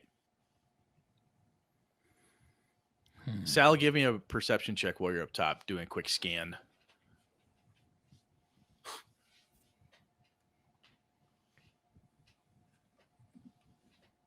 Oh, nice. Okay. There's a necklace with a ring on it. a small, very simple silver ring with a. Lucian always said it was a pearl that he bought off a bargeman. It's the ring he gave his wife, and he kept it when the leash took. So that's what's left of him. All right. I grab that immediately, put it in kind of in an inside pocket in my vest. And then what I'd like to do, Brett, is try to, assuming Scout looks okay, I want to try to get down and head towards the bazaar. Okay. Scout, what do you want to do? Well, Scout was about looking over the remains because figured everything else. So he sees that go into the inside pocket, probably recognizes it, and oh, there's going to be more mouths to feed. At this point, he feeling very gracious that he was saved and is in full gotta protect the neighborhood mode. So he's going to follow Sal at the moment. Okay. LT, the crowd starts moving into the bazaar, right? All the shop owners, all the stall people are renting space, anything they can. Doris shows up. She's like, "Oh my God, what'd you do to my lanterns?" Right? So there's a conversation. The neighborhood turns to you, LT, and the Griffins aren't here. You're the closest thing. And you can hear a lot of them like, I don't know what I don't know. Let's ask LT. LT, what do you think we should do? You were getting inundated with, what do we do? LT, what should we do? How about this? It's going to cost, normally I charge LT, but it was kind of an extenuating circumstance. Oh my God, those poor kids. LT, what should we do with those kids? You were like the focus of, help me figure this out. And I'm just trying to calm people, try to tell them we've got to figure this out. Go back to your homes, go back to your business. I got to have space. I got to figure out what's going on here. Please go back to your homes. And I'll pay you back for the lantern. It's Lucian's doing. As they're pulling away from LT, like I said, it's the candlemaker. He finally snapped. That poor widower. He's finally had enough of those two people bullying him. I'm willing to bet you he talked to somebody. He probably found some wizard or warlock or someone. They cursed him. I bet you that's what they did. He found some curse. He found one of those kooky god people around, and he cursed them. That had to be what it is. Well, you got to understand, Mabel, that's not how it works. Well, that's how it goes. And, back and forth. So the group right now, as they meld away, the neighborhood as a whole feels that Lucian is probably to blame. So Max, as you see them pull out, 6 kids, 6 of Lucian's 12 are there. And the mob goes away. It's 6 of the 12, and they look at you. There's Elsbeth and Runt. They kind of look up at you. Did my daddy do this? Oh, for God's sakes. Well, no, children. Where are your older brothers and sisters? They're working. Well, you'll have to go and find them. Where's your mother? Mom's dead. Where's your oldest sister? She's at the seamstress shop. Well, go to her now. Be safe there. Now, the streets aren't made for you young ones. Elizabeth looks around, kind of grabs your arm, says, "Yeah, you should go over there and do that. I'll stay here with the wizard, and we'll make sure everything's organized." Little one, you too. We don't have time. But I can help, though. I can help you make sure people know my daddy didn't do this. Not right now. We must find out what's going on here. Runt looks up at you, and he looks just crestfallen. See, take care of your little brother. His father's his world, and these people are saying he's a horrible man, right? Don't listen to these people. Go to your sister right now. That's an order. All right. So I need you put you tap you on the behind with this quarterstaff. You trying to intimidate him, or you want to kind of make it happen? Get him out of here? Don't have time for this shit? I persuade him. Persuasion. I'm not going to intimidate him. All right. Unless scare those kids. Unless they don't listen, then I'm going to put the big ban hammer on them. They sass you. God, no sass, you little jerks. You son of bitches. You back talking at me. There we go. Maybe get some cookies down there. As the meme said, I sometimes worry about my children's safety, especially that one talking back to me right now. I'm kidding.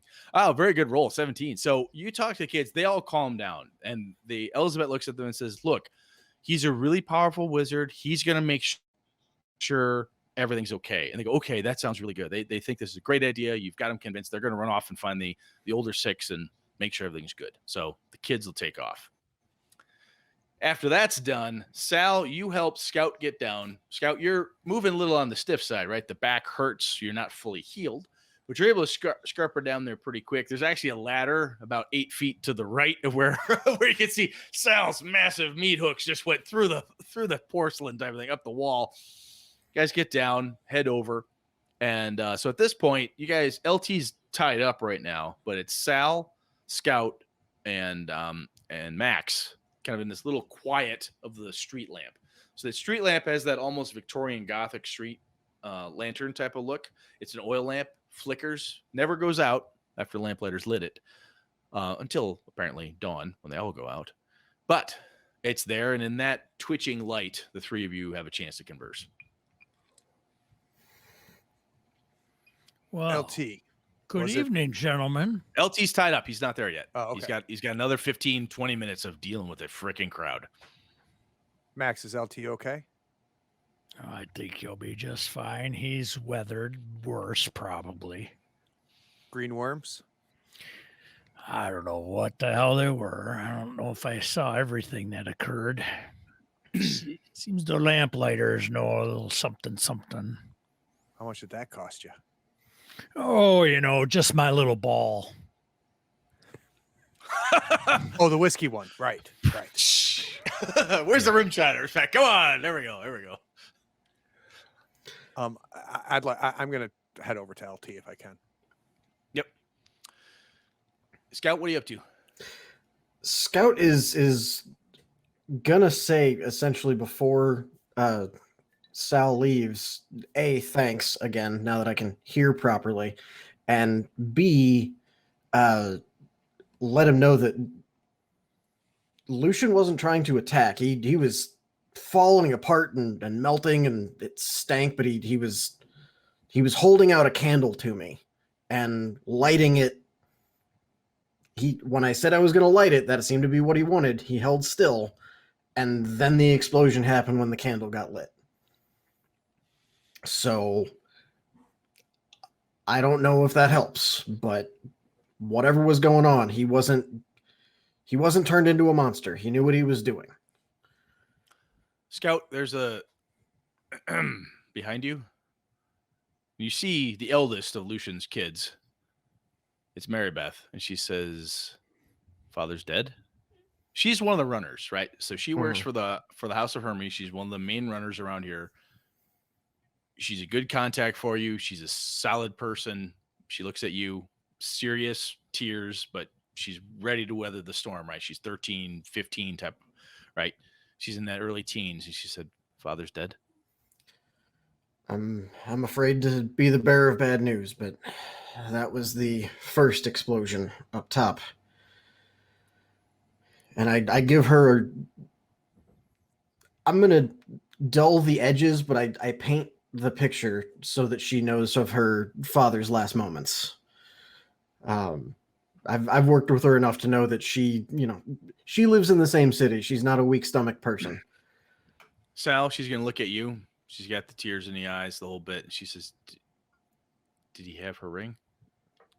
Of course, Mary Beth. He would never leave. He would never go without making sure you got it.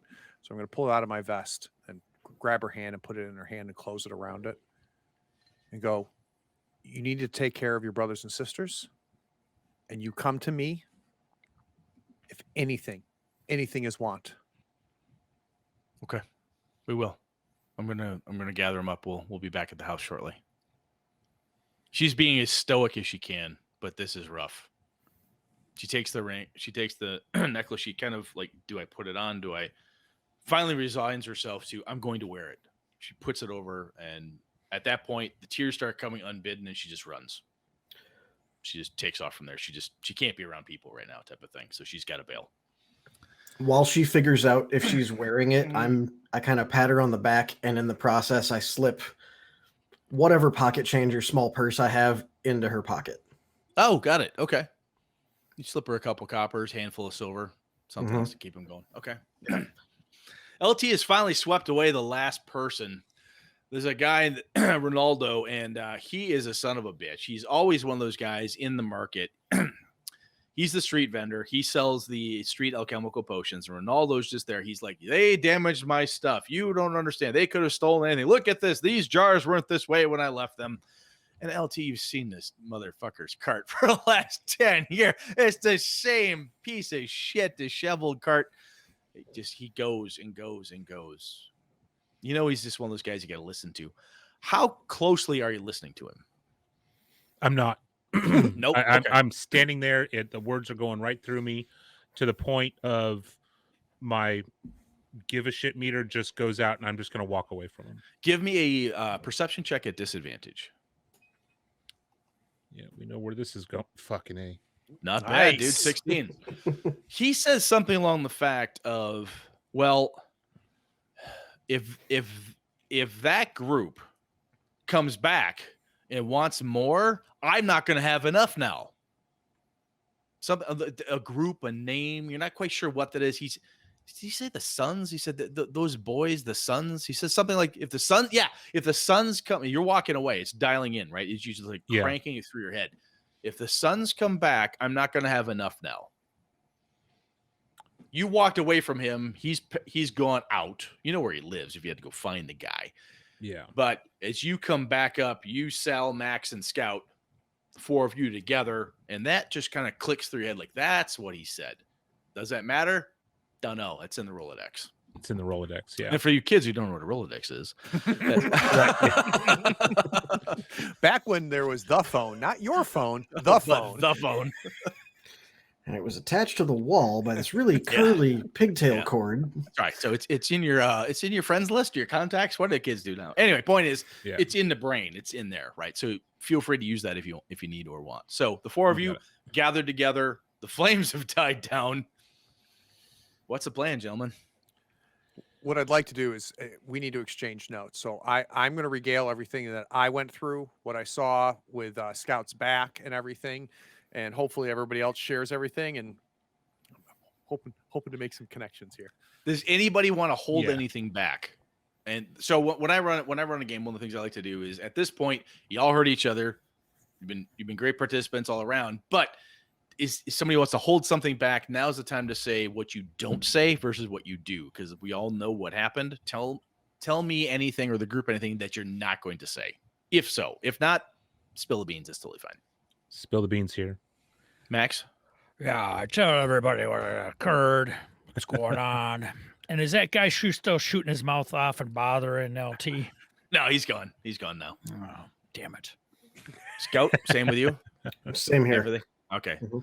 Sal made it pretty clear. He's like, look, here's everything. Give? Yes? Oh, good. Thank you, boys. So everything everybody saw and experienced separately and so forth is now common knowledge. Y'all got it. What's the plan? I need a drink. What was the name of the guy that LT talked to that mentioned the Suns, the guy that owns the Ronaldo, the alchemical guy? Yep, he's the street alchemist. All right. So he mentioned the Suns. Lamplighter mentions the Suns. Mm-hmm. It's time to give old Rennie a visit. Agreed. Who's coming? I'll be LT's along already in a started minute. walking that way. I'm starting to mosey on that direction. Scout, where you headed? I said I'll be along in a minute, and after they head out, I start giving bird whistles to any of the other street kids who are nearby would come, and I start. They're around. They see things. Now that I have a wider idea of what's going on, I'm asking for more puzzle pieces of whatever they've been hearing of. What was going on with the three who have since been incinerated, or what, along those lines. So you want to grill the local ne'er-do-wells, right? Your Avalon Street irregulars, and see what you can figure out. Okay. Max, are you going with them? I don't know where I might be more useful.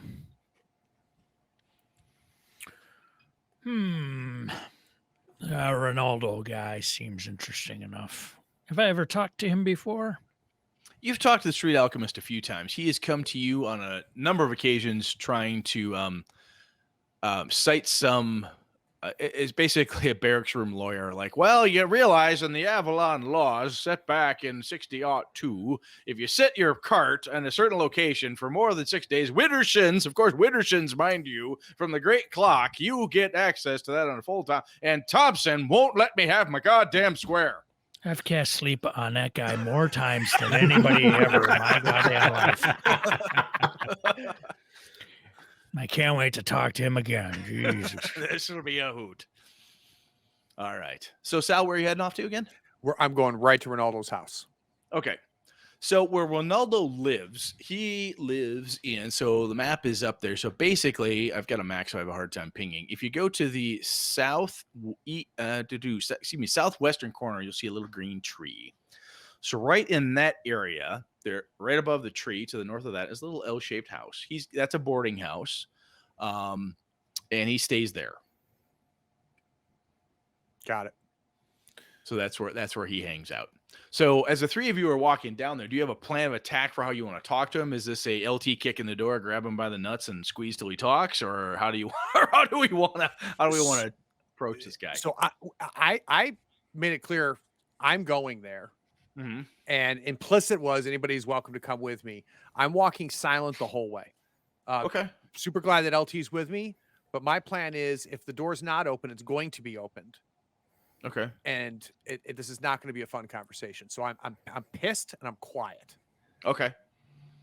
And Max is probably grumpily following up in the back. If I am based on your character, Sean, is that true? What's that say again? Sorry, you're kind of grumpily following Sal and LT. All right. Yeah. LT, what are you thinking on your way there? Because I mean, you've seen this light in Sal's eyes before, right? Sal is like, he's got a goddamn mission. He's gonna, he's got a two-handed maul he uses, right? Somebody's head's gonna get, Gallaghered here. What do you want to do? Yeah, I think I'm just kind of following suit and making sure that Sal's okay. I mean, he directed me going out of that tavern already on where to go because I have a terrible perception until recently. And I think I'm just going to do the same. He's going to follow right behind and just kind of protect his friend, and also maybe be the angel on his shoulder that's trying to keep him from potentially going too far. Okay, got it. Because I see that light in his eye. Yeah. So, Scout, when you're talking to the kids, right? So you're chatting around them and so on. They tell you there's a group of people. There's 3 of them, and they have seen them walking around. At first they thought they were part of the mob of Kali. So the group, there's one of the little religious groups is the mob of Kali, and they kind of this crazy, chaotic, prophetic thing that they do, and they roam through. They're hell to deal with, but if you can get past kind of the madness, if you will, there's always some great intel from them. So the kids thought this was another variation on that theme. And because these guys called themselves the Sons of Kai something, they weren't quite sure what the heck that was. But they just behave so strangely. And by strange, they're talking about they always wore these bizarre brownish green robes whenever they saw them on the street, and heavily cowled, hooded, of course, only coming out in the just at pre-dusk light, not pre-dawn, pre-dusk, right? Just as it starts to go down, that crepuscular activity. And they show up. The last kid swears to God that all 3 of them wear masks, and the masks are this emerald green that they wear, and the masks look like they're made up of these writhing serpents or small something or other. These weird lines drawn, swirls, perhaps, if you drew them on there. Like if you took a green mask, just squiggled all over it, that's what they're thinking. Okay. When did they see them? Was that today? Was that the last week? Or it's been the last couple of weeks. They've been out and around. okay. They're weird. There's all sorts of weirdness. There's odd cults pop up here and there periodically throughout Avalon. It's not unheard of. But so far, nothing untoward. They're not causing any trouble. They're not hurting anybody. Well, the problem is they are causing some trouble. So one of the local Lichet, let's see here. Craig, I need a name. Give me a name. Man, woman, doesn't matter. Sasha. Sasha. Sasha is a local cliche. And what Sasha's does is that there's a very small graveyard here. And what they do, Sasha goes through with a corpse cart, picks up all the dead and so forth. They encountered a dead body. So Sasha goes, grabs them, and these sons accosted Sasha and tried to take the body, which is unfucking heard of. That's the immediate hanging death sentence if the Griffins catch you doing this. The Griffins did show up. Sasha talked them down like, hey, it's not a big deal. It's fine. They don't understand. It's a weird cult religious thing, peace to you, brothers, whatever, and kind of pushed them off. But it was not very friendly. And that was about 3-4 nights ago. Okay. With that's, I think, enough to go on. So Scout's going to tell the network, as it were, keep an eye out for them.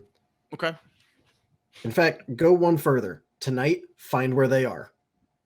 We'll do what we can. Where should we report back to? Let's leave word for you.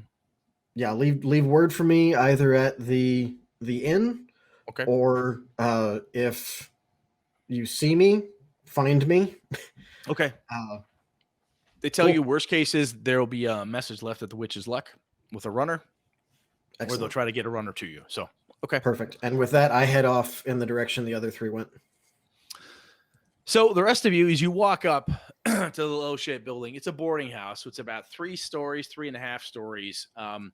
This guy can't afford the best place. So he's ground floor. He's a ground floor dude, right? So right outside his ground floor, you can tell which room is his simply because the way the door opens up, he's got a little ramp built up there so he can take his cart in and out. He doesn't want it stolen, which is logical in Avalon. So his little alchemical cart wheels in and out there all the time. It's got ruts built up and down. And on the door, Ronaldo the Magnificent, alchemist to lords, kings, queens, everything he can to embellish himself much. The door is shut. The window is shut. The curtains are drawn. They're thin, flimsy curtains. So you can see the flicker of a couple candles. And there's a bit of a hearth fire there. There's probably a cheap tin type of stove with some scrap wood or maybe a piece of coal or two in there inside. You can hear him humming, singing incredibly off key. I won't torture anybody with my singing, but he's in there humming, singing off key and cooking something. Front door locked? You gonna bother to check? Just for a half second. Yep. Like, click. Yeah, it's locked. All right. Hey, kick it in. Okay. LT, you gonna let him? Yeah. Okay. Max is like, oh, that's illegal, Max. Subtlety. Well, it's going to be held against you in a court of law, you shit. So it's kicking the door immediately. Eye contact with Rafi or whatever was Ronaldo. Eye contact with Ronaldo. I don't say a word. I just walk up, grab a fistful of his shirt, and just up against the wall. Like 3 seconds, just staring at this is the Sal means business look, and say, tell me everything about the Suns. When you boot the door in, so LT, you see that this is Sal. He's on a mission, right? So boom, the door comes in. The cheap hinges pop. So the door doesn't like swing side to side. It just goes wham, straight down. The lock snaps off. The hinges go. It's just boom. Now he has a ramp basically to walk on. As he walks up the ramp in the room, Ronaldo stands up. Eek! Just shrieks, throws up some salt pork and whatever cheap tubers he's trying to cook up looks around for something, grabs a small piece of kindling as a weapon. Apparently, it doesn't do much of anything. Sal grabs him. He flails uselessly with a bit of kindling. Sal doesn't even notice. Slams the fucker up against the wall and tell me everything. LT and Max, I'd like you guys to give me perception checks. Ooh. Very nice. Nick. So Sean is aghast at the illegality of it all. You can't necessarily do it like that, gentlemen. As much as you may want to, it's never going to hold up in court if it needs to be prosecuted. And LT, you know that. As a person of the law, you I know the look back deal. at Max, kind of stop him, say, "Calm down. I just saw 2 guys get eaten by worms that came out of their own body. Legalities can wait." LT, there is a large stack of candles in a box on a table. Oh, I don't. And when I say large stack, I'm talking about not like, individual candles stacked up like in a pyramid or something. These are bundled up and tied with twine. No less than 3 to 5 in a bundle type of thing. Bam, bam, bam, bam, bam. There's bundles of them tied up here.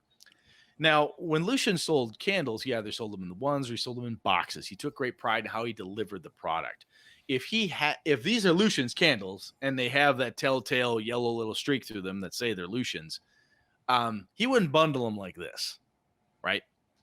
So just to your note, as that previous member of the watch, you walk in and your head probably goes to a contraband scenario, right? You see that like, that's like 2 months worth of candle sales. That's a lot. That's just a lot of candles. You notice that right at get-go. The other thing you see is that there is a you definitely, with that perception of 19, there's a trapdoor in the floor. When he got up and he did the eek and flung his food or reached for the kindling, he kicked a nasty, stained, probably smelly throw rug. You don't really want to get close to it. He moved it ever so slightly. You can see the outline in the pull ring. Sal obviously can't, and apparently Max doesn't know anything other than the fact that it's a building with people in it. So Sal, he's doing the what? I do nothing. I didn't do anything. I don't understand what you're doing. Why are you in my house? LT, are you going to allow this?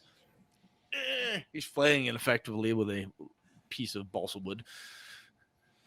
I definitely like the fact that I'm not trying to stop him from swatting at me with this little thing. I'm just completely ignoring him. And Tack.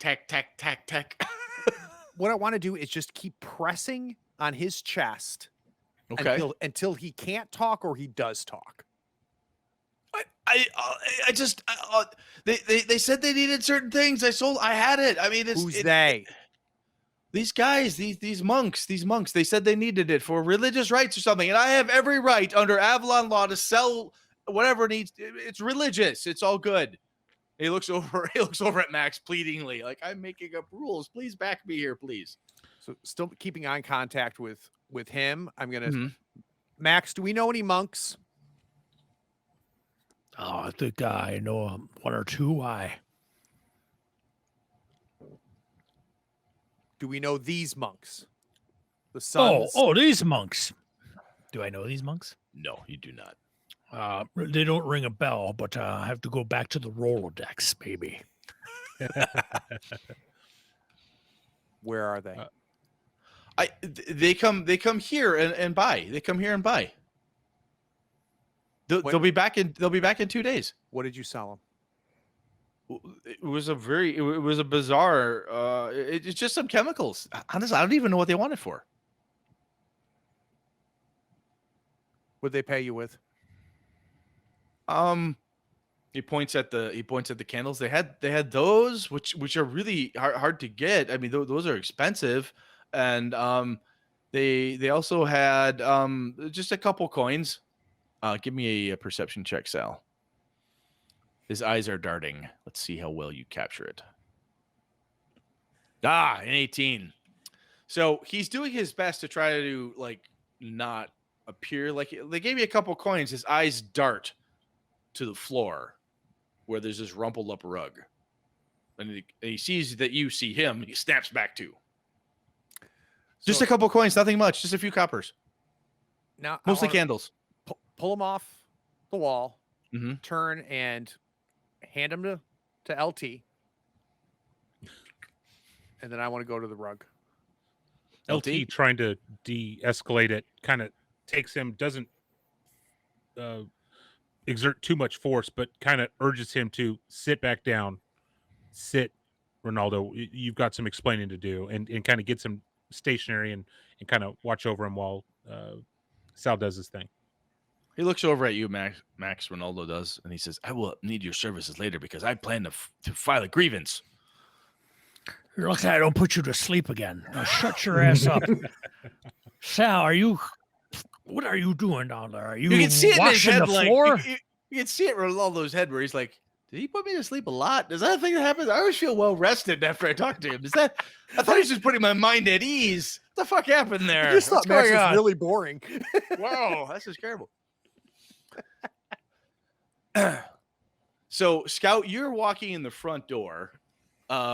Max, you see Max's back, and Max, you're gonna hear the trip, drop, trip of Scout as he comes up the ramp and then the door ramp into the room. Okay, interesting.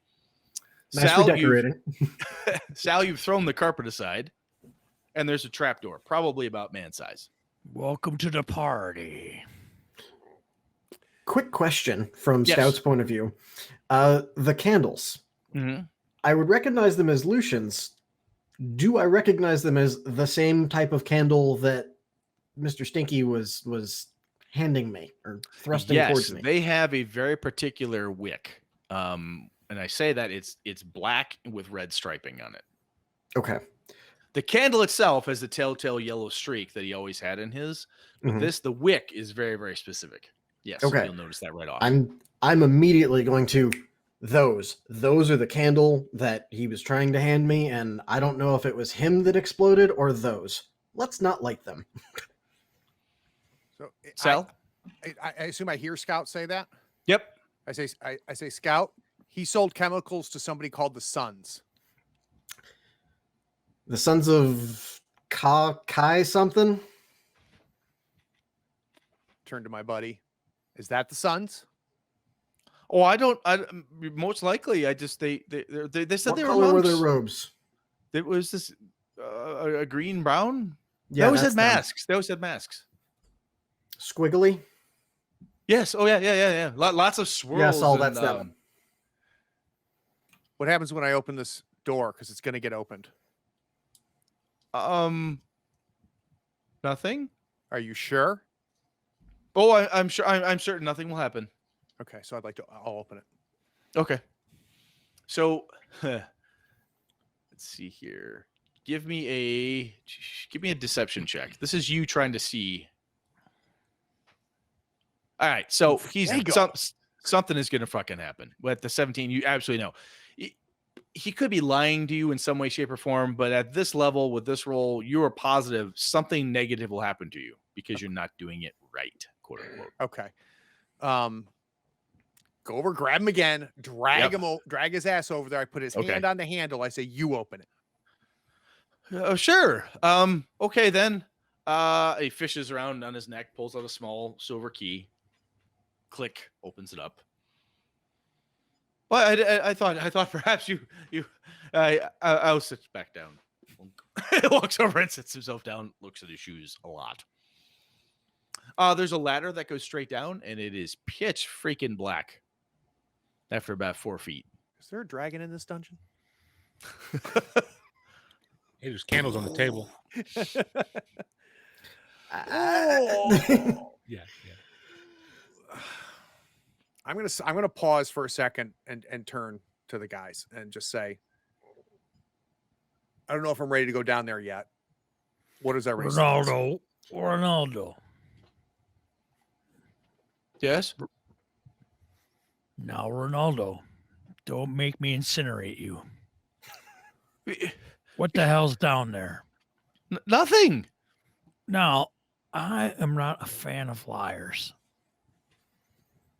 I'm a fair and just person. I am a citizen of the city, and it's I your will job. incinerate you, you little piece of shit. Now, what is down there? There's a tunnel, and that's where they come from. Who's they? The monks. How many are there?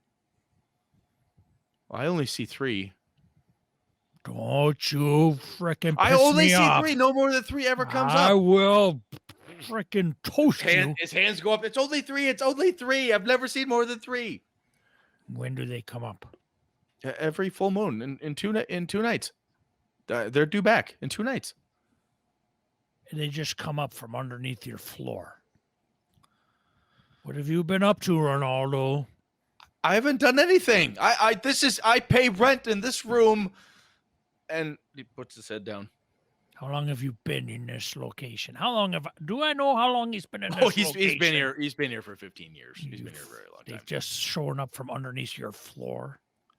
Well, I was fixing a problem in the cellar that the landlord refused. If you remember, he's got some diatribe about the landlord. Get going, Ronaldo. Get to the point. So he found there was some bricks, and he they go right to an unused section of the sewers.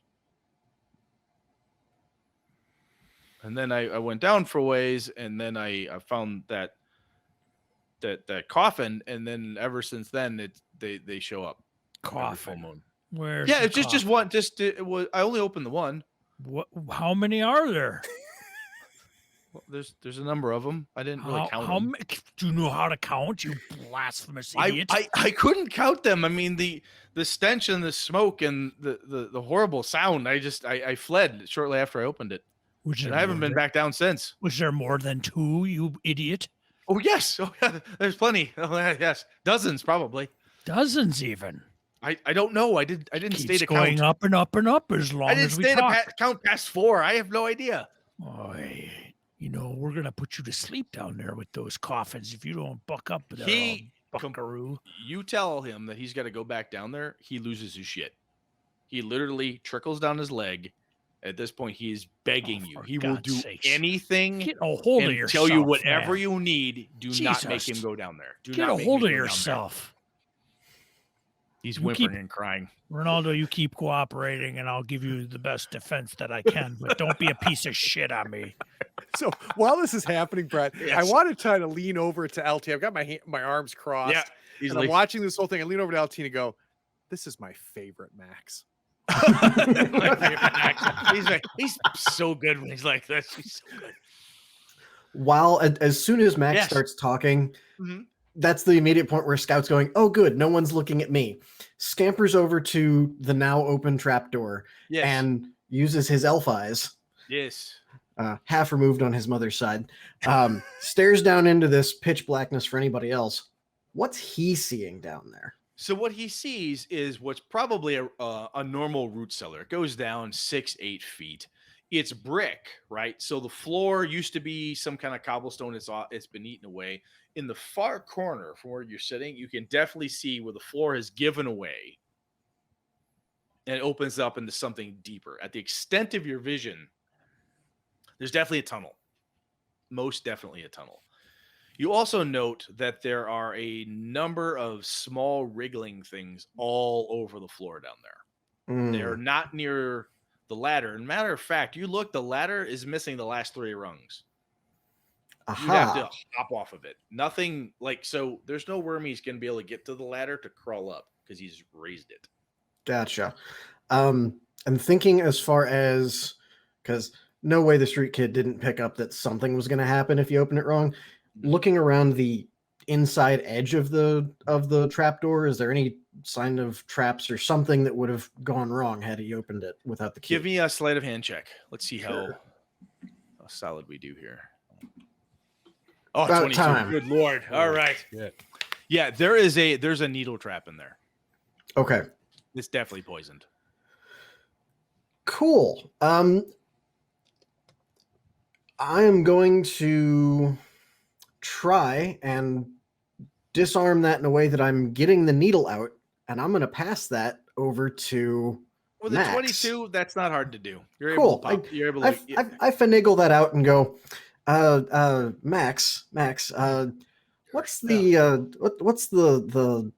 legalese for people who try to lead people into a poisoning, and just kind of puts that needle on the chair side table.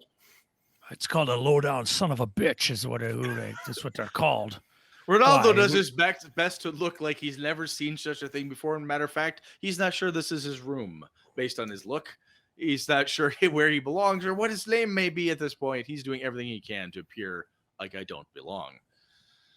LT, what are you thinking?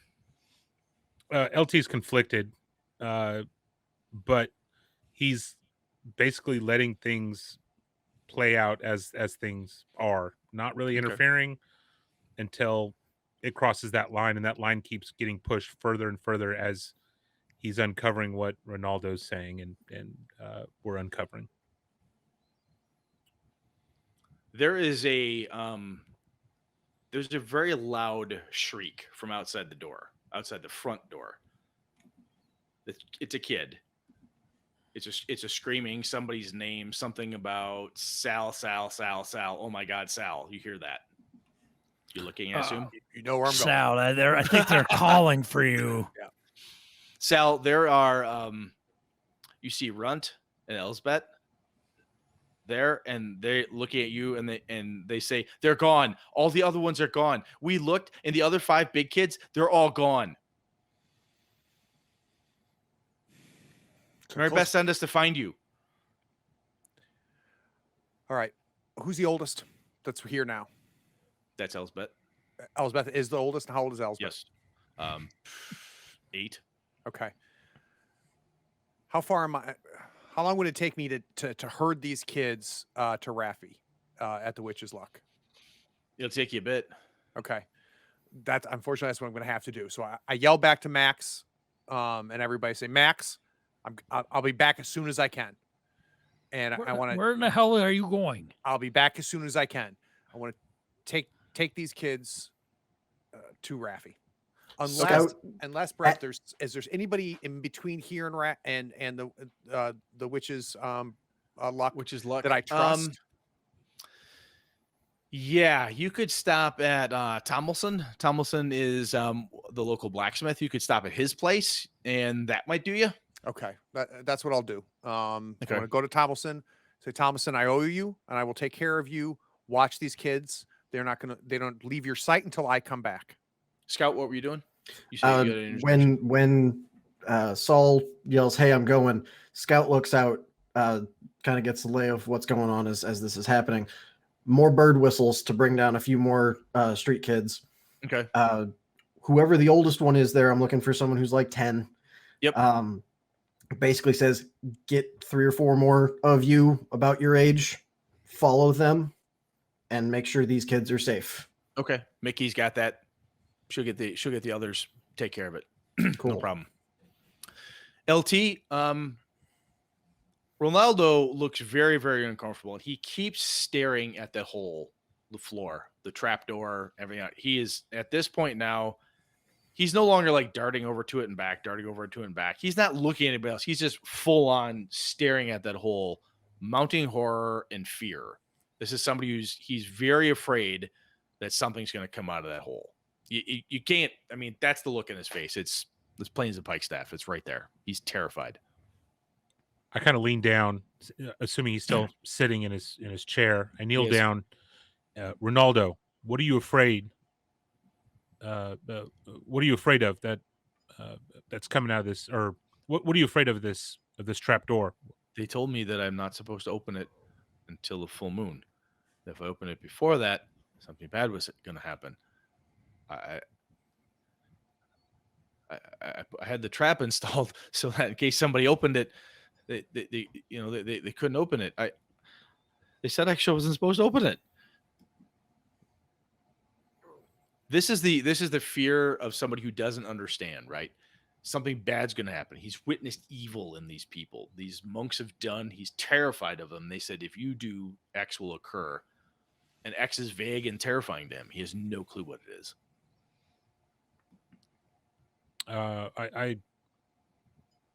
Would I know of what who's Roman Scout? Would I have known what Scout saw? Did he communicate the?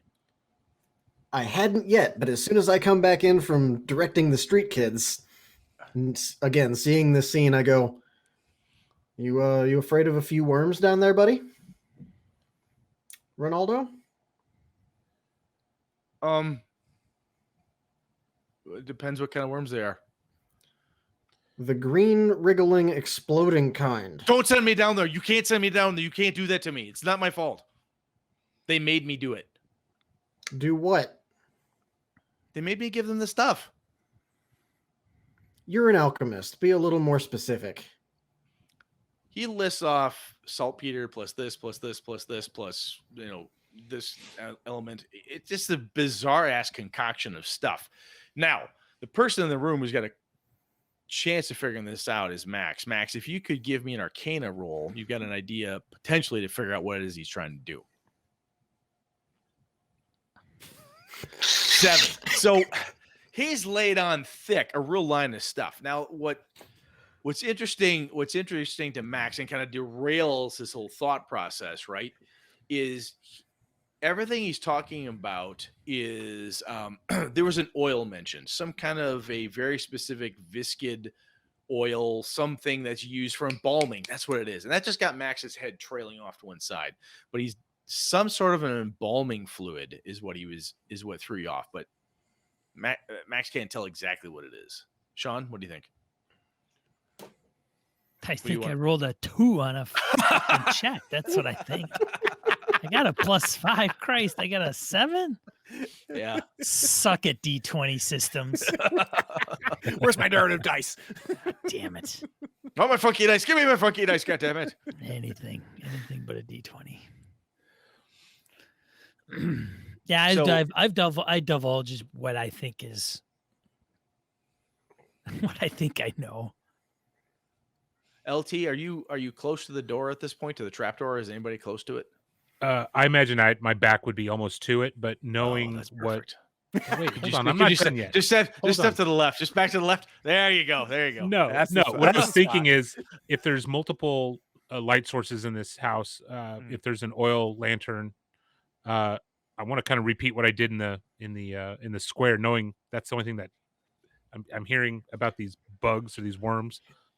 I want to see it firsthand. I want to grab that lantern, look down that hole, and throw that lantern down that hole. As soon as he picks up that lantern, Scout is like a hair's breadth from tackling him, being like, I lit a candle very close to someone where these were coming from, and they exploded. There is, I don't know how many down there. More than I could count easily. No. All right. I clearly I'm gonna, because I don't see this happening. I will follow suit and just kind of back off. Did we just lose Craig? I'm back. He's back. There we Okay. go. Ah, Secret Craig. Secret Craig. He's down in the right hand corner now. What the fuck is going on? So you didn't have to go off screen. You went off camera for a minute, for God's sakes, man. Okay, so what, LT, when you've got the lantern, and Scout's like, dude, do not throw that down there. Now, you lit worms on fire before you you heard the popping, the ticking. You didn't see an explosion, but Scout's very persistent, right? The lantern looks down. You see the writhings down there. When that lantern, you kind of do the little quick pass in the hole in the floor where the tunnel lies beyond. There is a pair of glowing red eyes for about that long. You are dead positive you locked peepers with those red eyes, and then it's gone. Red eyes, guys. Red eyes. There's red eyes down this freaking hole. Sal, you've got the kids back to the blacksmith. He's like, he wakes up. He's got a blacksmith's hearing. What? What's that? There's a guy who bangs on steel in a confined space for a long time. What? You want me to watch the logs? I don't have any logs. No, he's back and forth. What I'm imagining, Brett, is as I'm trying to not get frustrated because he's my buddy and he's about to do me a huge solid, trying to explain to him. And I think what I start to see some of Scout's birds start, behind that barrel over there and stuff like that. And I know immediately what Scout did.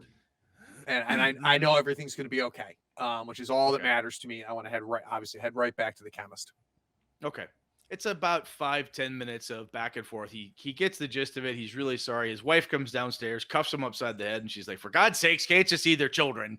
And there's everybody gets pulled inside. She pulls in Scout's kids, and there's cookies appear, and everybody's suddenly taken care of. Now, Lucian's kids are borderline fear, terror, crying. She's doing everything she can to console them. Runt and Elsbeth are looking at you with that. They definitely have the pleading face. Like, you have to figure this out. They're terrified. They don't know what happened to their older kids. Elsbeth tells you that Mary Beth was going back to the house to see if they came back. That's the only bit of information she has. I get down on one knee and I look at Elspeth and I say, Elspeth, look at me. I will take care of this. You know I will. It's going to be okay. I'll get all the answers. You guys are safe. She looks you dead in the eyes and says, I trust you. Okay. And then goes back to the other kids. So what are you doing? Mary Beth has apparently run back to the little orange box house there, and the other stuff is on the other edge. So you're in between. You could go check on Mary Beth at Lucian's candle shop, or misunderstood. go Okay, back to so- Ronaldo's. Okay. So, all right. Yes, then that's what I'm doing. I misunderstood. Yes, I'm headed to where she said Mary Beth was. Yeah, Mary Beth went back home, Got it. basically back to the candle shop to see if the older kids came in there. Yep. And as I'm traveling for the first time, I'm pulling out my maul. Okay. Which incidentally, because I thought about this and I've been dying to tell everybody about it. I've got it's a sensor that I had filled with iron and attached to a stick. That's awesome. So that just comes off the back. It's now in the hand, and I'm marching with purpose. Got it. All right. So this is a really good place for me. If you guys are good with this is a very good spot. I've got you guys broken up into 2 different spots. We have the action at Ronaldo's, Red Eyes in the basement. LT just doing Red Eyes. And then over here, we got the kids taken care of. However, Mary Beth was going on her own back to the candle shop to see what's going on. So this is a great cliffhanger-y spot for me. Beautiful. So if we're good. I'm going to hang her right here for now. So guys, we're going to jump to the credits. On the other side of the credits, we're going to talk about what just happened. We'll be right back. Sweet.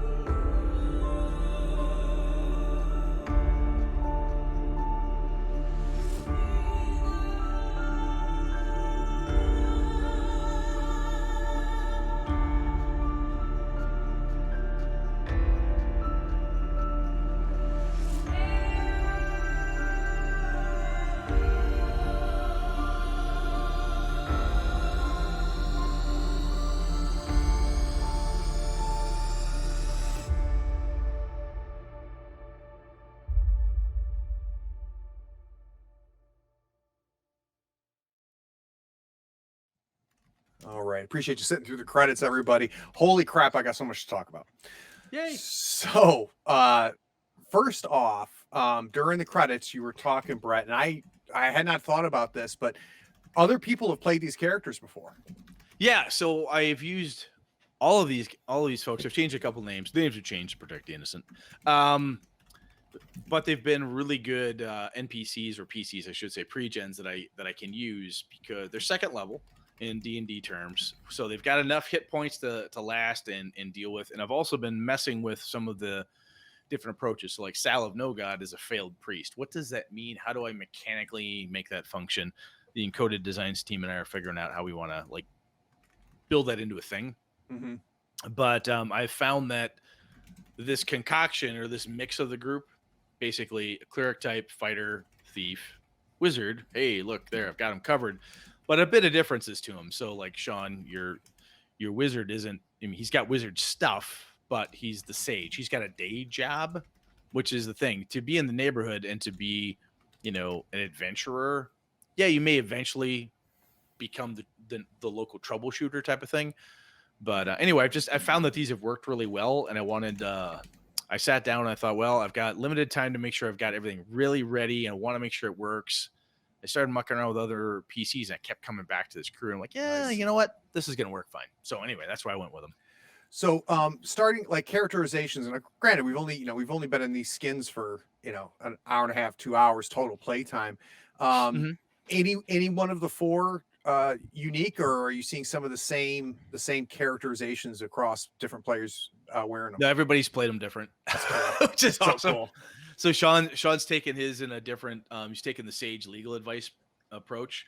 VC Young played Sal of No God at one point, and VC took it a little bit different than the way you're doing. Similar, but you've got your flavor on it. I can be like, that's Craig's and not VC's.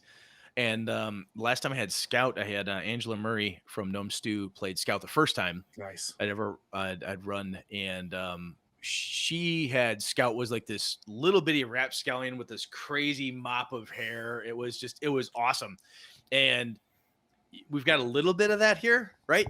But it's not exactly the same. And the same with LT. LT's strong and tough and whatnot, but I love the way, Nick, that you're diving into the kind of the quiet protector, right? You're letting the stuff happen in the background. You're like, well, I'm going to hold on. Wait. Too far. Pull it back. And the way, Roman, you've got it now, people lean into the concept of the street runners and that people as a street kid, but you developed a gang, which is awesome. I'd rather, I think that's fun. It's a short campaign, and I'd rather have you're coming at second level. If you're coming in first level, 0 level, and building everything up from scratch, we'd have had time in game to play all that. But I think everything the four of you are doing is very organic feeling, and it feels like you've played those characters for a couple years already with me. We've already gone from first to second, so I think that's, for me anyway, on my side, the way the four of you are playing it makes my job a hell of a lot easier, because there's not a lot of, what does a fighter really have to do here, and what do I do?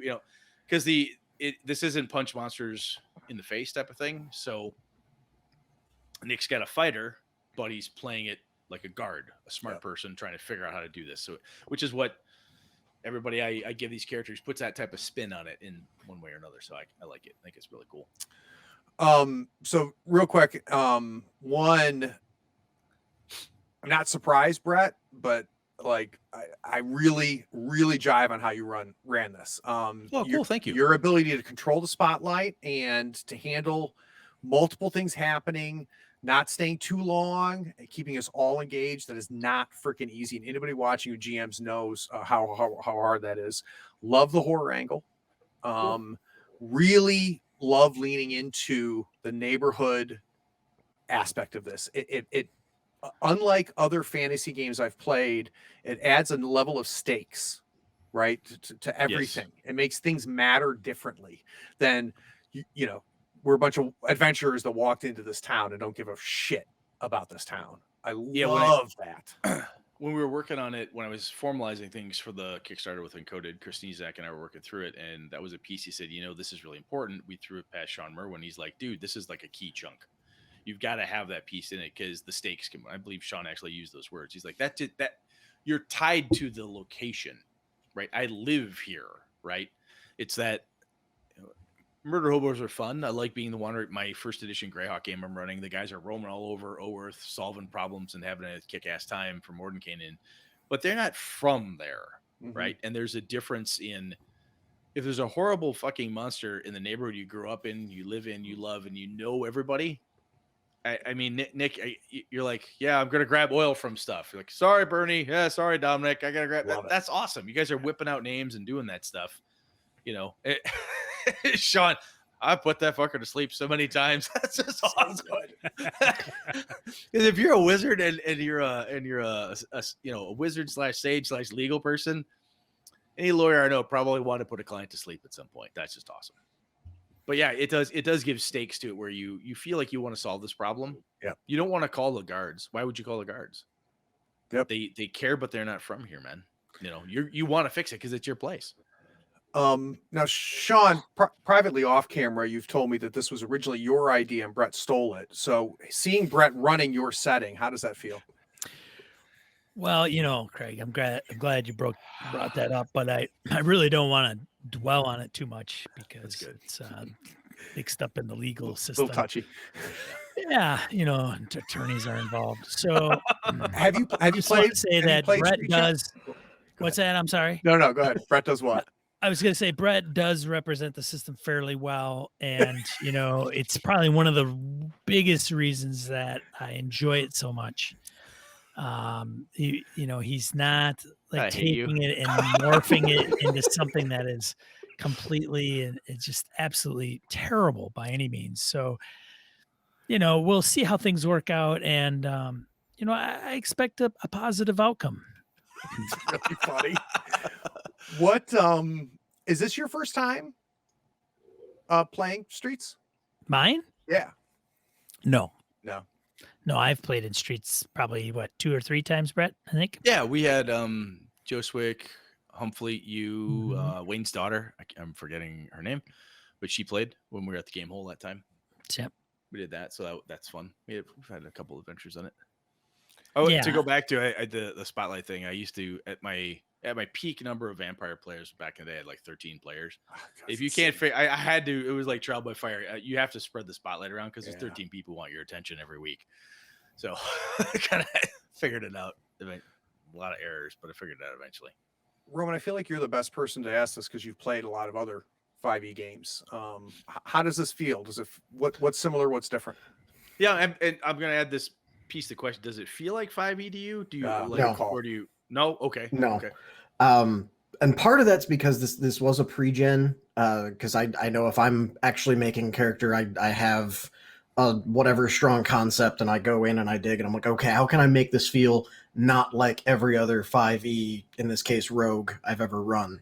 Gotcha. Which in 5e is hard because there's maybe like 10 different major ways to build something, and mechanically they all kind of feel the same after a while. In part because I wasn't the one who made this, and I'm just looking at it from I haven't had that mechanical connection in creating it. I've been listening to you go, yeah, this is how this works. So I don't care that I'm a thief. I'm going, okay, again, narratively, this is my neighborhood. Why would I steal from anybody in my neighborhood? I was coming back from stealing from people the next town over that we all think are assholes. God, they're assholes. Yeah. Fuck that. Or like, I was actively thinking, like, why would I steal from someone in my neighborhood? And it's like, oh, it's that guy who we all found out, oh, he beats his wife. Okay, let's balance the karmic scales here by, stealing his prized cow or something. Makes sense. I like that. Yeah, and the setting makes the mechanics subservient to it in this case because it has such a strong identity. Whereas your generic 5e is, okay, you are in generic fantasy land of whatever setting your DM is picking. Mechanically number it until it works, and if you've made a strong enough campaign, it starts to do that. But I think coming at it mentally in this case of, I'm not playing 5e, I'm playing Streets of Avalon, that just flips a switch in the player's brain before you even sit down.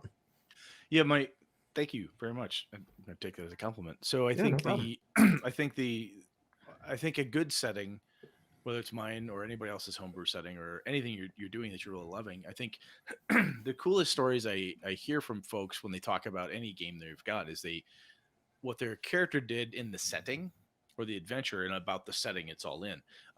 The stories to me, they're a little on the dull side as well. I got my character up to 15th level. We finally went through this module, and then I did this. They're very tactical, mechanical things. And some people totally groove on that, and more power to you. I just don't. It's just not my jam. And I think one of the things I'm very pleased with all of you are doing. I knew Sean would do this because I played with Sean plenty of times, but when you guys are given a character, you're like, okay, this is the setting. I want to make sure that what I'm doing fits the world, how this works, because that's where the verisimilitude comes in. We all like lock in, like, okay, this makes sense. You're doing your thing. I threw a horror thing at you first, so Nick starts reacting appropriately when the horror thing starts to show up to him. He's like, oh, this is you guys are taking cues from each other as to that worked. Brett gave positive feedback, whether that's in your head or not. I can kind of see it cascading across as everybody does things. You're tapping off of each other and how it's working and where my energy is. So it's very theater-y talk, but it's helpful. And even it's online, but you could feel it. Yeah. when Mhm. you see people's expressions and what they're grooving on. So that's cool. There was genuine emotion for me at a couple points in there. I mean, it wasn't hard for me to have the kid thing as the trigger because that's Craig too, but Yeah. Oh yeah. so it was good. It was really good. So this is interesting for me because Nick, 2 days ago, like straight up said to me, Craig, fantasy is not my thing. So Nick is only about a year into role playing at this point. But he's played a lot of games. And I think you and I were just talking. You're like, yeah, Craig, I'm really digging the horror. I'm really digging this. And I'm not really digging the fantasy. So how you feeling playing fantasy? You know what? It's crazy because this didn't seem like the traditional sword and sorcery that I'm used to. Yeah. The stuff I'm not interested in is, you meet in a tavern and then you take a job and you guys go and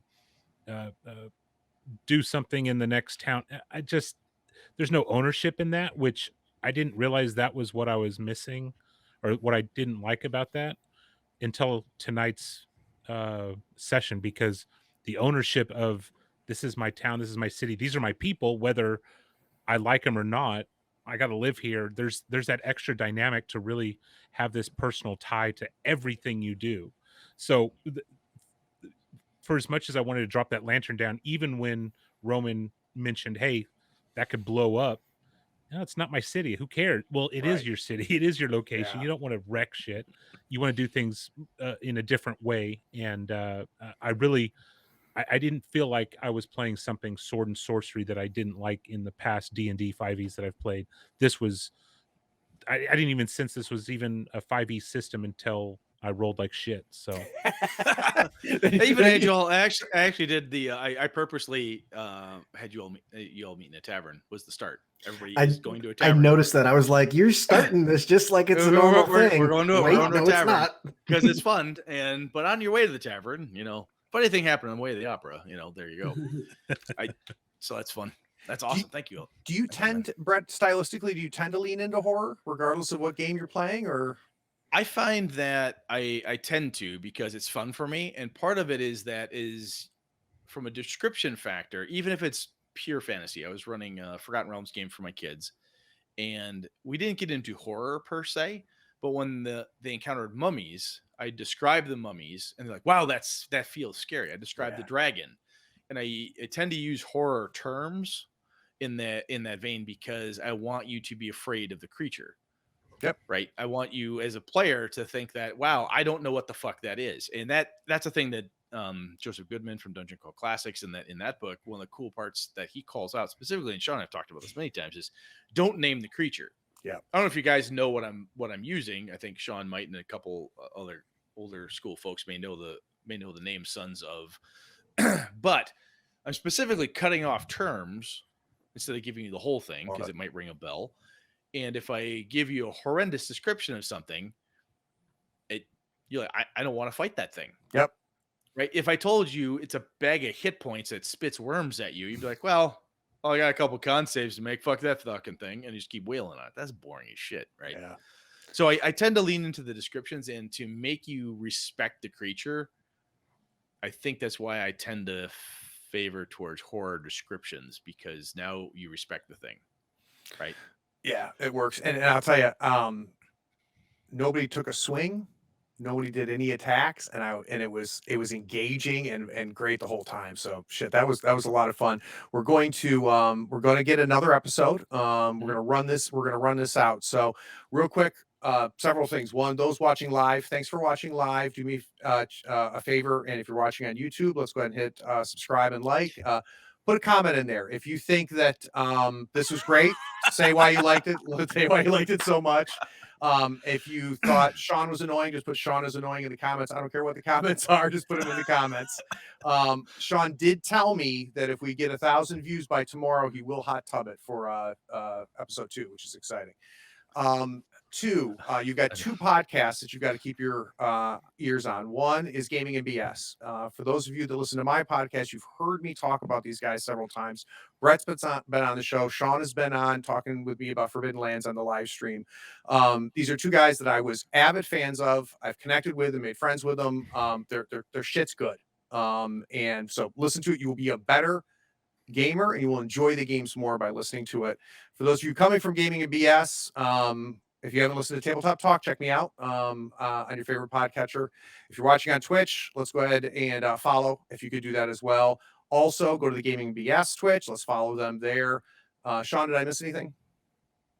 I don't think so. That was a lot. Unless you want to know where to get Streets of Avalon. Oh, geez, I guess we should plug the goddamn setting. somebody wants to buy Brett's book or something. Yeah. maybe. So encoded Really encoded designs website Asshole. encoded you can go there, but otherwise I would go to Drive Through RPG. It's a great place to get a copy of it, and basically any links we have drive right there. Print versions, PDFs, and all that good stuff. We have I've got a couple adventures out there too. I'm running this one. I tried last GameholeCon in person. I had Jen Brinkman and a couple other folks. If any of the BSers are listening, that Eileen Barnes was there and a few other folks. They may recognize bits and pieces of this. I've changed it because of your feedback, people. So thank you. But anyway, I've got adventures out there. The core book, my trinkets list that we went through, that's out there. So it's cool. It's fun. I swear to God, I'm not in it for the money. It's a passion project for me. I love doing this. This is fun stuff. It's and seeing people like you guys enjoy the setting and have a good time playing it. That's all that matters, man. That's just awesome. So much fun. So stay tuned. We're gonna have episode 2 as soon as we can get all the schedules to work out. I want to do a quick raid. I see good old Eric Frankhouse is streaming, so let's go drop in on his shit. So this is the Norse Foundry. Eric is great. Give me just a second. I'll start the raid, and a big thanks to everybody for going. Thanks for having us. Craig. Yeah, absolutely, man. so No, much dude, freaking you gave me a great opportunity here to showcase my crap and have fun with really kick-ass gamers. So, I mean, this is wonderful. Everybody, I mean, Roman, Nick, Craig, this is awesome, guys. Thank you so much. This is good stuff, right? Let's go raid Frankhouse. Yeah. Later, all.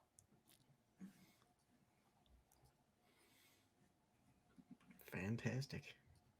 All right. Sylviana's on the Norse Foundry again. She was the one that we rated. She was being interviewed when we rated last time. Shit, Brett and Sean, that was awesome, guys. Thank you. Was it? Yeah. Okay. Yeah. Thank you, guys. I I loved it. appreciate you jumping in and Sean and I've talked about trust before on the podcast, and the fact that the three of you don't know me, you're like, well, I'll trust this fucker and we'll see what he does. So I think it's going really well. I really appreciate you guys feeding me good stuff and taking it and running with it. So this is really good. Yeah, This is awesome. this is good shit. All right, gentlemen, I'm gonna go hang out with the wife. We'll coordinate schedules. Yeah, absolutely. Fun, by the way, Craig, fun to finally play with you as a player. I know, crazy, right? Is that even allowed? I know. I mean, and he's no good at it too, Sounds which is terrible. really, It's we're fucking just role-playing shit. I don't have enough control, Sean. Awesome, boys. Thank you very See you much. guys. See Appreciate you it. guys. Good night, Good guys. night, everybody. Oh, Nick, best of luck to the family.